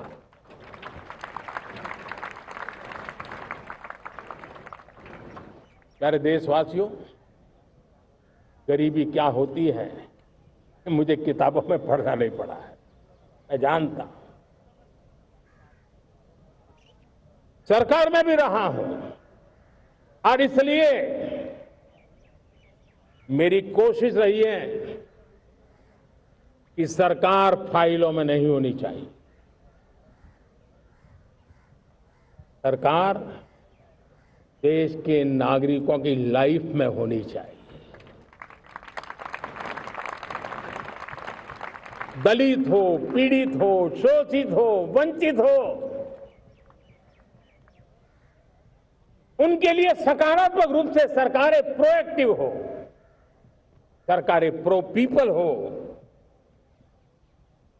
उस दिशा में हम निरंतर प्रयास कर रहे हैं। समाज के हर जरूरत व्यक्ति के लिए, कुछ लोगों को लगता है कि सरकार की योजनाएं पहले भी आती, जी नहीं, हम सरकार की योजनाओं को जमीन पर उतार रहे हैं, सैचुरेशन पर बल देते हैं, और सामाजिक न्याय का अगर कोई सच्चा एजुकेशन है तो सैचुरेशन में है, जिसमें कोई हकदार छूटे नहीं, हकदार के घर तक सरकार जाए और उसे अपना हक की चीजें मिले, उसके लिए हम काम कर रहे हैं। जनधन अकाउंट जब खोले गए ना, वो सिर्फ बैंक का अकाउंट था ऐसा नहीं है, उसे एक स्वाभिमान मिला था कि बैंक के दरवाजे मेरे लिए भी खुलते हैं, मैं भी बैंक के दरवाजे में जाकर के टेबल पे हाथ रख करके बात कर सकता हूं। ये विश्वास हमने जगाया है। आयुष्मान भारत ने बीमारी को सहने की आदत से मुक्ति दिलाने का और उनको अच्छे स्वास्थ्य के लिए मदद करने का काम और जब हम वरिष्ठ नागरिकों को 5 लाख रुपए से ज्यादा मदद कर करके उनके आरोग्य की चिंता करते हैं, आज पीएम आवास 4 करोड़ गरीबों को घर मिलना मतलब जिंदगी के नए सपने वहां सजते हैं। वो सिर्फ 4 दीवारें नहीं है दोस्तों। रेहड़ी पटरी वालों के लिए पीएम स्वनिधि योजना, जो कभी ब्याज के चक्कर में फंसा रहता था, आज पीएम स्वनिधि से रेहड़ी पटरी वाला भी, और आपने देखा वो यूपीआई से पैसे लेता है, यूपीआई से पैसे देता है। ये बदलाव आखिरी व्यक्ति तक चिंता लोगों की लाइफ में सरकार होनी चाहिए। उसी के कारण ये जमीन से जुड़ी योजनाएं बनती हैं और जमीन से जुड़ी योजनाएं जमीन पर उतरती हैं और जमीन से उतरी हुई योजनाएं जीवन में बदलाव लाने का एक सशक्त माध्यम बन जाती हैं। एक समय था गरीब हो, पीड़ित हो, आदिवासी, वंचित हो, दिव्यांग हो, हमारी विधवा माताएं बहनें हो, अपने हक के लिए दर दर भटकते रहते थे। तक सरकारी दफ्तरों में चक्कर लगाते लगाते जिंदगी पूरी हो जाती। आज सरकार आपके दरवाजे पर आती है, सैचुरेशन के अप्रोच को लेकर के आती है। करोड़ों लाभार्थियों को सरकारी योजनाओं का लाभ मिल रहा है। डायरेक्ट बेनिफिट ट्रांसफर एक बहुत बड़ा क्रांतिकारी काम हुआ है। साथियों, गरीबी हटाओ के नारे देश ने बहुत सुने हैं, लाल किले से भी सुने, और देश सुन सुन करके थक गया था और देश ने मान लिया था कि गरीबी हट नहीं सकती है।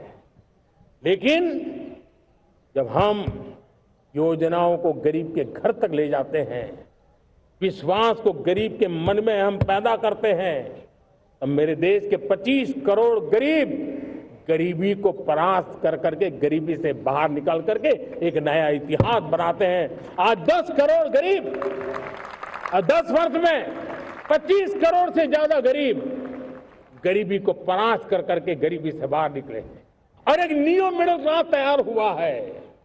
मेरे साथियों, ये नियो मिडिल क्लास और मिडिल क्लास एक ऐसी जुगलबंदी है जिसमें एस्पिरेशन भी है, एफर्ट भी है। वो देश को आगे बढ़ाने के लिए बहुत बड़ा सामर्थ्य बनने वाली है।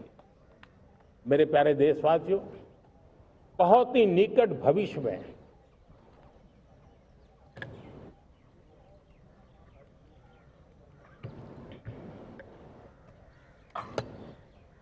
मेरे प्यारे देशवासियों, बहुत ही निकट भविष्य में महान समाज सुधारक महात्मा ज्योतिबा फुले जी की 200वीं जयंती आ रही है। हम उस जयंती के समारोह शुरू करने जा रहे हैं और महात्मा ज्योतिबा फुले के सिद्धांत, उन्होंने जो मंत्र दिए, उसमें हमारे लिए प्रेरणा है। पिछड़े को प्राथमिकता, पिछड़े को प्राथमिकता देते हुए हम परिवर्तन की ऊंचाइयों को प्राप्त करना चाहते हैं। हम इसके लिए परिश्रम की पराकाष्ठा करना चाहते हैं। हम पारदर्शी नीतियों के द्वारा पिछड़ों को प्राथमिकता, ये हम धरती पर उतारना चाहते हैं, हर पिछड़े के जीवन में उतारना चाहते हैं। साथियों, रेहड़ी पटरी वालों के लिए स्वनिधि योजना हो या हमारे हुनर वाले, हाथ से काम करने वाले विश्वकर्मा योजना की बात हो, आदिवासी में भी जो पिछड़े रह गए हैं उनके लिए पीएम जनधन की योजना की बात हो, हमारे पूर्वी भारत को विकास में पूरे देश के अंदर बराबरी में लाना और उनको नेतृत्व देने की दिशा में काम हो। हम सिर्फ समाज पिछड़े हो उनकी चिंता तक अटकने वाले नहीं है। जो क्षेत्र पिछड़े हैं उनको भी हम प्राथमिकता देना चाहते हैं। जो जिले पिछड़े रहे हैं हम उनको प्राथमिकता देना चाहते हैं। जो ब्लॉक पिछड़े रहे हैं उनको प्राथमिकता देना चाहते हैं। हमने 100 एस्पिरेशनल डिस्ट्रिक्ट, 500 एस्पिरेशनल ब्लॉक, उसी मिशन में काम किया है। हमने पूर्वी भारत के विकास के लिए हजारों करोड़ रुपए के इंफ्रास्ट्रक्चर के प्रोजेक्ट को बल दिया है। हमने पूर्वी भारत के जीवन को बदल करके देश की विकास यात्रा में भागीदार बनने का, मेरे प्यारे देशवासियों, जीवन हर क्षेत्र में विकास होना चाहिए। विकास के लिए खेल का भी महत्व होता है। और मुझे खुशी है कि एक जमाना था जहाँ बच्चे खेल में अगर समय लगाते तो माँ बाप ज्यादा पसंद नहीं करते थे। आज एकदम से उलट गया है। अगर बच्चे खेलकूद में आगे आते हैं, रुचि लेते हैं, तो माँ बाप गर्व से भर जाते हैं। मैं इसे एक शुभ संकेत मानता हूं।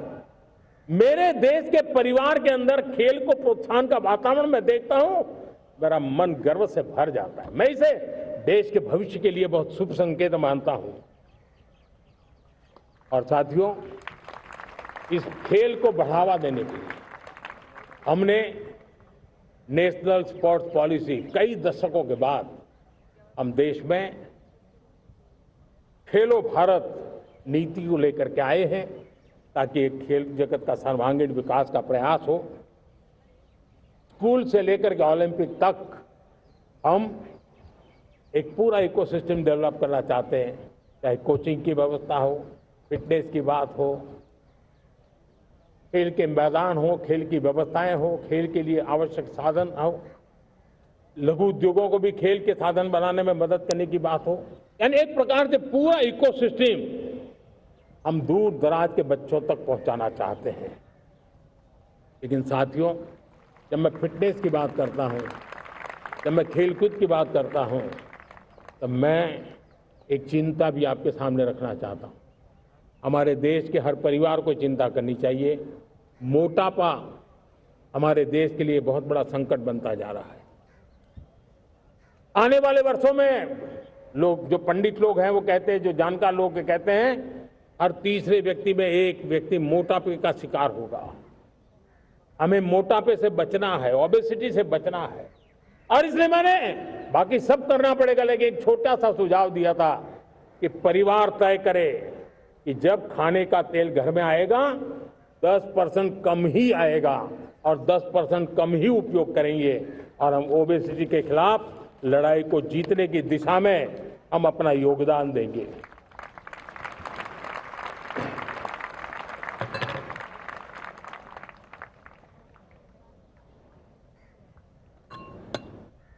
मेरे प्यारे देशवासियों, हमारा देश भाग्यवान है। हजारों साल की विरासत के हम धनी हैं, और वो हमें निरंतर ऊर्जा मिलती है, प्रेरणा मिलती है, त्याग और तपस्या की राह मिलती है। आज गुरु तेग बहादुर, यह वर्ष गुरु तेग बहादुर जी का 350वां शहीदी वर्ष है। देश की संस्कृति की रक्षा, भारत के मूल्यों की रक्षा के लिए उन्होंने अपना सब कुछ न्योछावर कर दिया। मैं आज उनको नमन करता हूं। साथियों, हमारी संस्कृति की ताकत हमारी विविधता है। हम विविधता को सेलिब्रेट करना चाहते हैं। हम विविधता को सेलिब्रेट करने की आदत बनाना चाहते हैं। यह हमारा गौरव है। ये हमारा भारत माँ का ये बगीचा कितने विविध प्रकार के फूलों से सजा हुआ है, कितनी विविधताएं हैं। ये विविधता हमारे लिए एक बहुत बड़ा, हमारी विरासत है, बहुत बड़ा गौरव है। हमने प्रयागराज के महाकुंभ में देखा भारत की विविधता को कैसे जिया जाता है। एक स्थान पर करोड़ों लोग, एक ही भाव, एक ही प्राण, एक ही प्रयास, दुनिया के लिए बहुत बड़ा अजूबा है। महाकुंभ की वो सफलता भारत की एकता की, भारत के सामर्थ्य की दुहाई देती है। साथियों, हमारा देश भाषाओं की विविधता से बहुत ही भरा हुआ है, पुलकित है। और इसीलिए हमने मराठी, असमिया, बांग्ला, पाली, प्राकृत को क्लासिकल लैंग्वेज का दर्जा दिया है। और मेरा मत है हमारी भाषाएं जितनी विकसित होगी, हमारी सभी भाषाएं जितनी समृद्ध होगी, हमारे नॉलेज के सिस्टम को भी उतना ही बल मिलने वाला है। और हमारी वो ताकत है, आज जब डेटा का जमाना है ना, तो ये ताकत दुनिया के लिए भी बड़ी ताकत बन सकती है। इतना सामर्थ्य हमारी लैंग्वेज में। हमें हमारी सभी भाषाओं पर गर्व होना चाहिए। हमारी सभी भाषाओं के विकास के लिए हर किसी ने बनते हुए प्रयास करना चाहिए। साथियों, पांडुलिपि में हमारे ज्ञान के भंडार पड़े हैं, लेकिन उसके प्रति उदासीनता रही है। इस बार हमने ज्ञान भारतम योजना के तहत देश भर में जहां भी हस्तलिखित ग्रंथ है, जहां पांडुलिपियां हैं, सदियों पुराने जो दस्तावेज हैं, उनको खोज खोज करके आज की टेक्नोलॉजी का उपयोग करते हुए उस ज्ञान की समृद्धि को आने वाली पीढ़ियों के लिए काम आए, उस दिशा में काम कर रहे हैं। मेरे प्यारे देशवासियों, हमारा स्पष्ट मत है, यह देश सिर्फ सरकारें नहीं बनाती है, ये देश राज सत्ता पर विराजमान लोग ही नहीं बनाते हैं, ये देश शासन की धुरा संभालने वाले नहीं बनाते हैं। ये देश बनता है कोटि कोटि जनों के पुरुषार्थ से, ऋषियों के, मुनियों से, वैज्ञानिकों के, शिक्षकों के, किसानों के, जवानों के, सेना के, मजदूरों के, हर किसी के प्रयास से देश बनता है। हर किसी का योगदान होता है, व्यक्ति का भी होता है, संस्थाओं का भी होता है। आज मैं बहुत गर्व के साथ एक बात का जिक्र करना चाहता हूं। आज से 100 साल पहले एक संगठन का जन्म हुआ, राष्ट्रीय स्वयंसेवक संघ। 100 साल की राष्ट्र की सेवा एक बहुत ही गौरवपूर्ण स्वर्णिम पृष्ठ है। व्यक्ति निर्माण से राष्ट्र निर्माण के संकल्प को लेकर के 100 साल तक मां भारती का कल्याण का लक्ष्य लेकर के लक्षावधि स्वयंसेवकों ने मातृभूमि के कल्याण के लिए अपना जीवन समर्पित किया है। सेवा, समर्पण, संगठन और अप्रतिम अनुशासन, ये जिसकी पहचान रही है, ऐसा राष्ट्रीय स्वयंसेवक संघ दुनिया का ये सबसे बड़ा एनजीओ है। एक प्रकार से 100 साल का उसका समर्पण का इतिहास है। आज लाल किले की प्राचीर से 100 साल की इस राष्ट्र सेवा की यात्रा में योगदान करने वाले सभी स्वयंसेवकों को आदरपूर्वक स्मरण करता हूं और देश गर्व करता है राष्ट्रीय स्वयंसेवक संघ की इस 100 साल की भव्य समर्पित यात्रा को, और हमें प्रेरणा देता रहेगा। मेरे प्यारे देशवासियों, हम समृद्धि की ओर जा रहे हैं, लेकिन समृद्धि का रास्ता सुरक्षा से गुजरता है।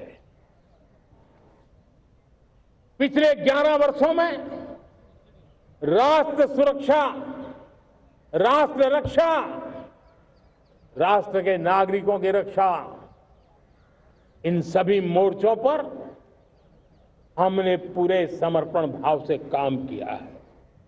हम बदलाव लाने में सफल हुए हैं।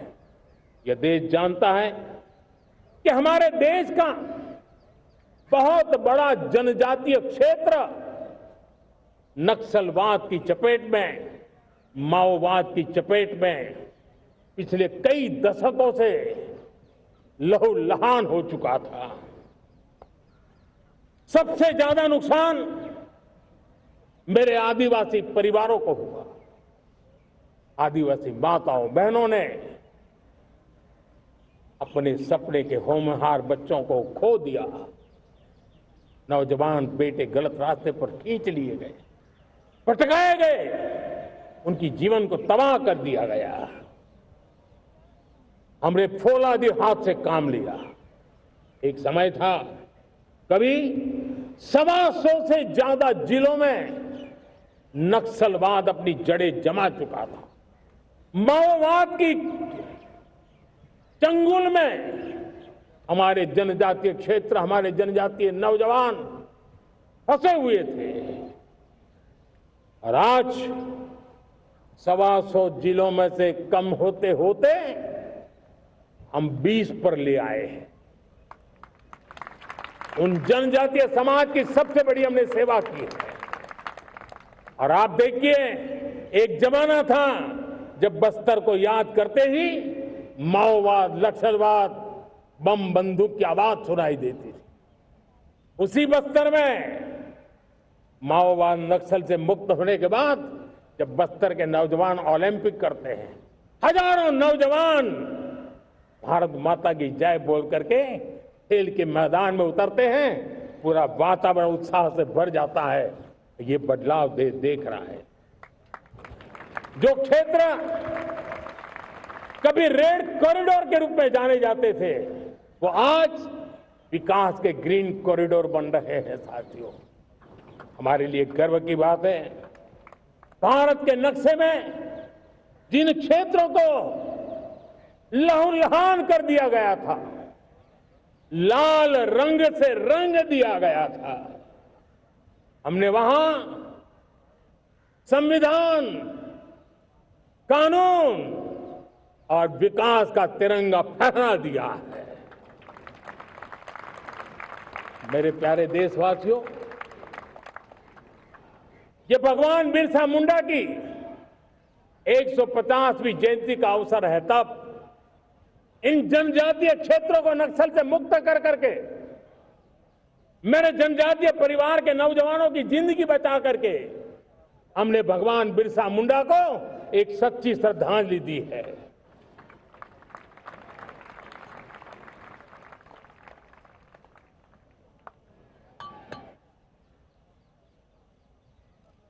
मेरे प्यारे देशवासियों,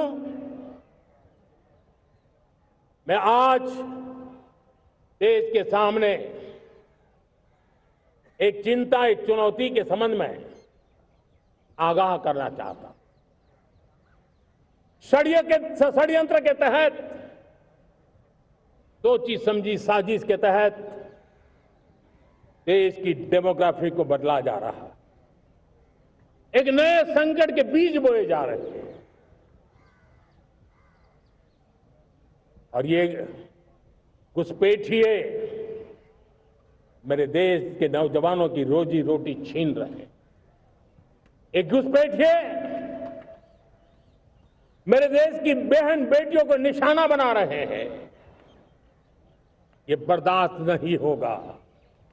ये घुसपैठिए भोले भाले आदिवासियों को भ्रमित करके उनकी जमीनों पर कब्जा कर रहे हैं।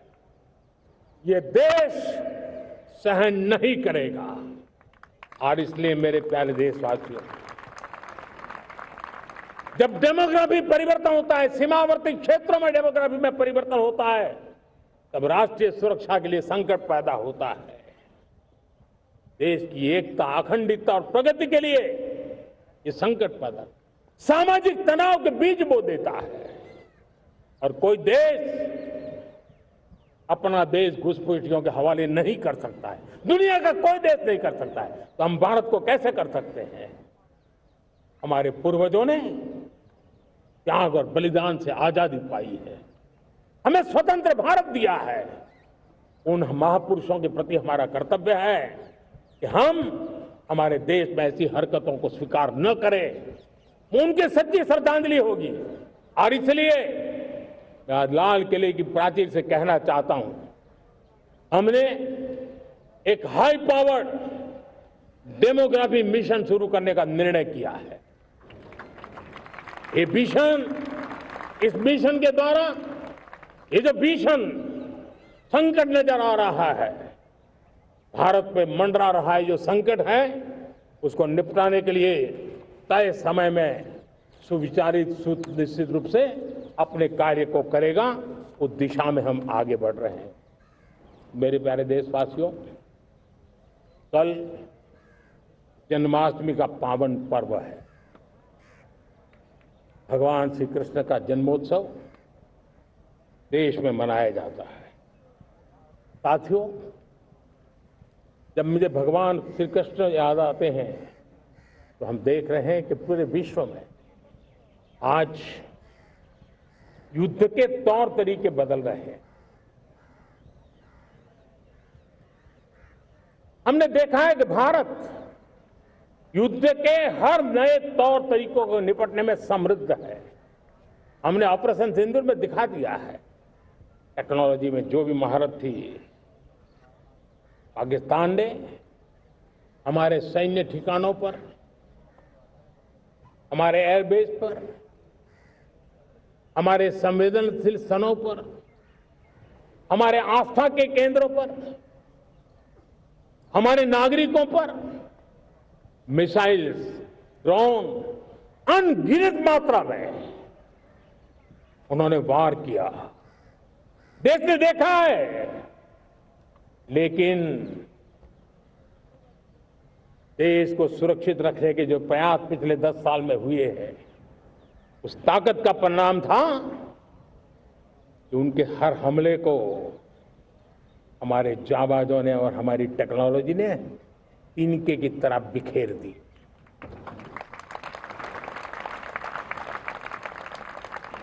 रत्ती भर नुकसान नहीं कर पाए। और इसलिए जब युद्ध के मैदान में टेक्नोलॉजी का विस्तार हो रहा है, टेक्नोलॉजी हावी हो रही है, तब राष्ट्र की रक्षा के लिए, देश के नागरिकों की सुरक्षा के लिए हमें भी, हमने जो आज महारत पाई है वो महारत का और विस्तार करने की जरूरत है। हमने आज जो महारत पाई है उसको लगातार अपग्रेड करते रहने की आवश्यकता है। और इसलिए साथियों, मैंने एक संकल्प लिया है, मुझे आपके आशीर्वाद चाहिए, कोटि कोटि देशवासियों के आशीर्वाद चाहिए। क्योंकि समृद्धि कितनी ही क्यों न हो, अगर सुरक्षा के प्रति उदासीनता बरतते हैं तो समृद्धि भी किसी काम की नहीं रहती। और इसलिए सुरक्षा का महत्व बहुत बड़ा है। और इसलिए मैं आज लाल किले की प्राचीर से कह रहा हूं, आने वाले 10 साल में 2035 तक राष्ट्र के सभी महत्वपूर्ण स्थलों, जिनमें सामरिक के साथ साथ सिविलियन क्षेत्र भी शामिल है, जैसे अस्पताल हो, रेलवे हो, जो भी आस्था के केंद्र हो, उन्हें टेक्नोलॉजी के नए प्लेटफॉर्म द्वारा पूरी तरह सुरक्षा का कवच दिया जाएगा। ये सुरक्षा का कवच लगातार विस्तार होता जाए, देश का हर नागरिक सुरक्षित महसूस करे। किसी भी प्रकार की टेक्नोलॉजी हम पर वार करने आ जाए, हमारी टेक्नोलॉजी उससे बेहतर सिद्ध हो। और इसलिए आने वाले 10 साल 2035 तक मैं ये राष्ट्रीय सुरक्षा कवच का विस्तार करना चाहता हूं, मजबूती देना चाहता हूं, आधुनिक बनाना चाहता हूं। और इसलिए भगवान श्री कृष्ण से प्रेरणा पाकर के हमने श्री कृष्ण का जो सुदर्शन चक्र था, उस सुदर्शन चक्र की राह को चुना है। आप में से बहुत लोगों को याद होगा, जब महाभारत की लड़ाई चल रही थी, श्री कृष्ण ने अपने सुदर्शन चक्र से सूर्य के प्रकाश को रोक दिया था और दिन में ही अंधेरा कर दिया था। सूर्य प्रकाश को सुदर्शन चक्र से रोक दिया था। और तब अर्जुन ने जो शपथ ली थी जयद्रथ का वध करने की, उस प्रतिज्ञा को अर्जुन पूर्ण कर पाए थे। वो सुदर्शन चक्र के पराक्रम और रणनीति का परिणाम था। अब देश सुदर्शन चक्र मिशन लॉन्च करेगा।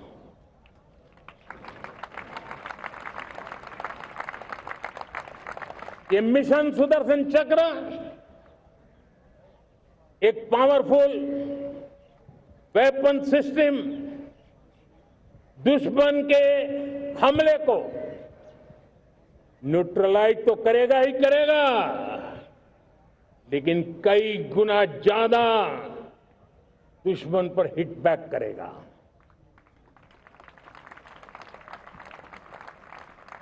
हमने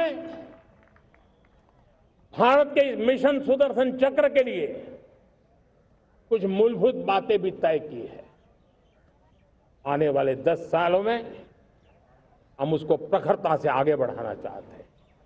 एक तो ये पूरी आधुनिक सिस्टम, इसके लिए रिसर्च, डेवलपमेंट, उसकी मैन्युफैक्चरिंग हमारे देश में ही हो, हमारे देश के नौजवानों के टैलेंट से हो, हमारे देश के लोगों के द्वारा बनी। दूसरा, एक ऐसी व्यवस्था होगी जो वॉरफेयर के हिसाब से भविष्य में क्या क्या संभावनाएं हैं उसका हिसाब किताब लगा करके +1 की स्ट्रेटेजी वर्कआउट करेगी। और तीसरा, सुदर्शन चक्र की एक ताकत थी, वो बहुत ही प्रिसाइज, जहां जाना था वहीं जाता था और वापस श्री कृष्ण के पास लौट के आता था। हम इस सुदर्शन चक्र के द्वारा भी टारगेटेड प्रिसाइज एक्शन के लिए भी व्यवस्था को विकसित करने की दिशा में आगे बढ़ेंगे। और इसलिए युद्ध के बदलते तौर तरीकों में राष्ट्र की सुरक्षा, नागरिकों की सुरक्षा के लिए मैं बड़े प्रतिबद्धता के साथ इस कार्य को आगे बढ़ाने के लिए वचन देता हूं। मेरे प्यारे देशवासियों, जब हम लोकतंत्र की बात करते हैं, स्वतंत्र भारत की बात करते हैं, तब हमारा संविधान हमारे लिए सर्वोच्च दीप स्तंभ होता है, हमारा प्रेरणा का केंद्र होता है। लेकिन आज से 50 साल पहले भारत के संविधान का गला घोंट दिया गया था, भारत के संविधान के पीठ पे छुरा भोंक दिया गया था, देश को जेल खाना बना दिया गया था, आपातकाल लगा दिया गया था, इमरजेंसी थोप दी गई थी। इमरजेंसी के 50 साल हो रहे हैं। देश की किसी भी पीढ़ी ने संविधान की हत्या के इस पाप को कभी भूलना नहीं चाहिए। संविधान की हत्या करने वाले पापियों को नहीं भूलना चाहिए। और हमें भारत के संविधान के प्रति अपने समर्पण को और मजबूती देते आगे बढ़ना चाहिए। वो हमारी प्रेरणा है। मेरे प्यारे देशवासियों, मैंने इसी लाल किले से पंच प्रण की बात कही थी। आज लाल किले से फिर से एक बार मेरे देशवासियों का पुनः स्मरण जरूर करना चाहता हूं। विकसित भारत बनाने के लिए न हम रुकेंगे, न हम झुकेंगे। हम परिश्रम की पराकाष्ठा करते रहेंगे और अपनी आंखों के सामने 2047 में विकसित भारत बना करके रहेंगे। मेरे प्यारे देशवासियों, हमारा दूसरा प्रण है कि हम हमारे जीवन में, हमारी व्यवस्थाओं में, हमारे नियम कानून परंपराओं में गुलामी का एक भी कण अब बचने नहीं देंगे। हम हर प्रकार की गुलामी से मुक्ति पाकर के ही रहेंगे। मेरे प्यारे देशवासियों, हम अपनी विरासत पर गर्व करेंगे। हमारी पहचान का सबसे बड़ा आभूषण, सबसे बड़ा गहना, सबसे बड़ा मुकुटमणि हमारी विरासत है। हम विरासत का गर्व करेंगे। मेरे प्यारे देशवासियों, इन सब के लिए एकता, ये मंत्र सबसे बड़ा शक्तिशाली मंत्र है। और इसलिए एकता की डोर को कोई काट न सके, ये हमारा सामूहिक संकल्प होगा।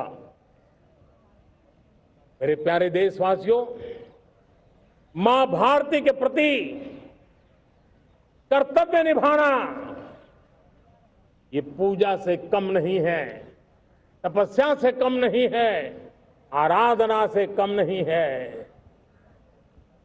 और उसी भाव से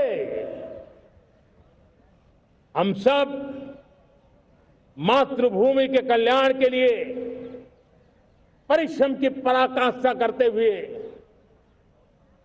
2047 विकसित भारत के लक्ष्य को पार करने के लिए अपने आप को खपा देंगे, अपने आप को झोंक देंगे। जो भी सामर्थ्य है, कोई भी अवसर को छोड़ेंगे नहीं।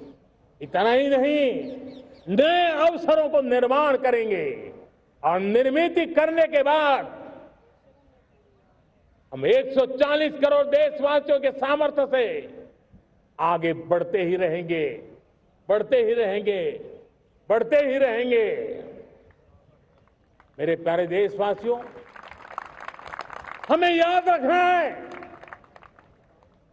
140 करोड़ देशवासियों को याद रखना है, परिश्रम में जो तपा है, परिश्रम में जो तपा है, उसने ही तो इतिहास रचा है।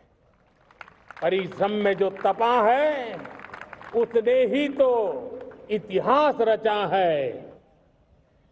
जिसने फौलादी चट्टानों को तोड़ा है, जिसने फौलादी चट्टानों को तोड़ा है, उसने ही समय को मोड़ा है। जिसने फौलादी चट्टानों को तोड़ा है, उसने ही समय को मोड़ा है।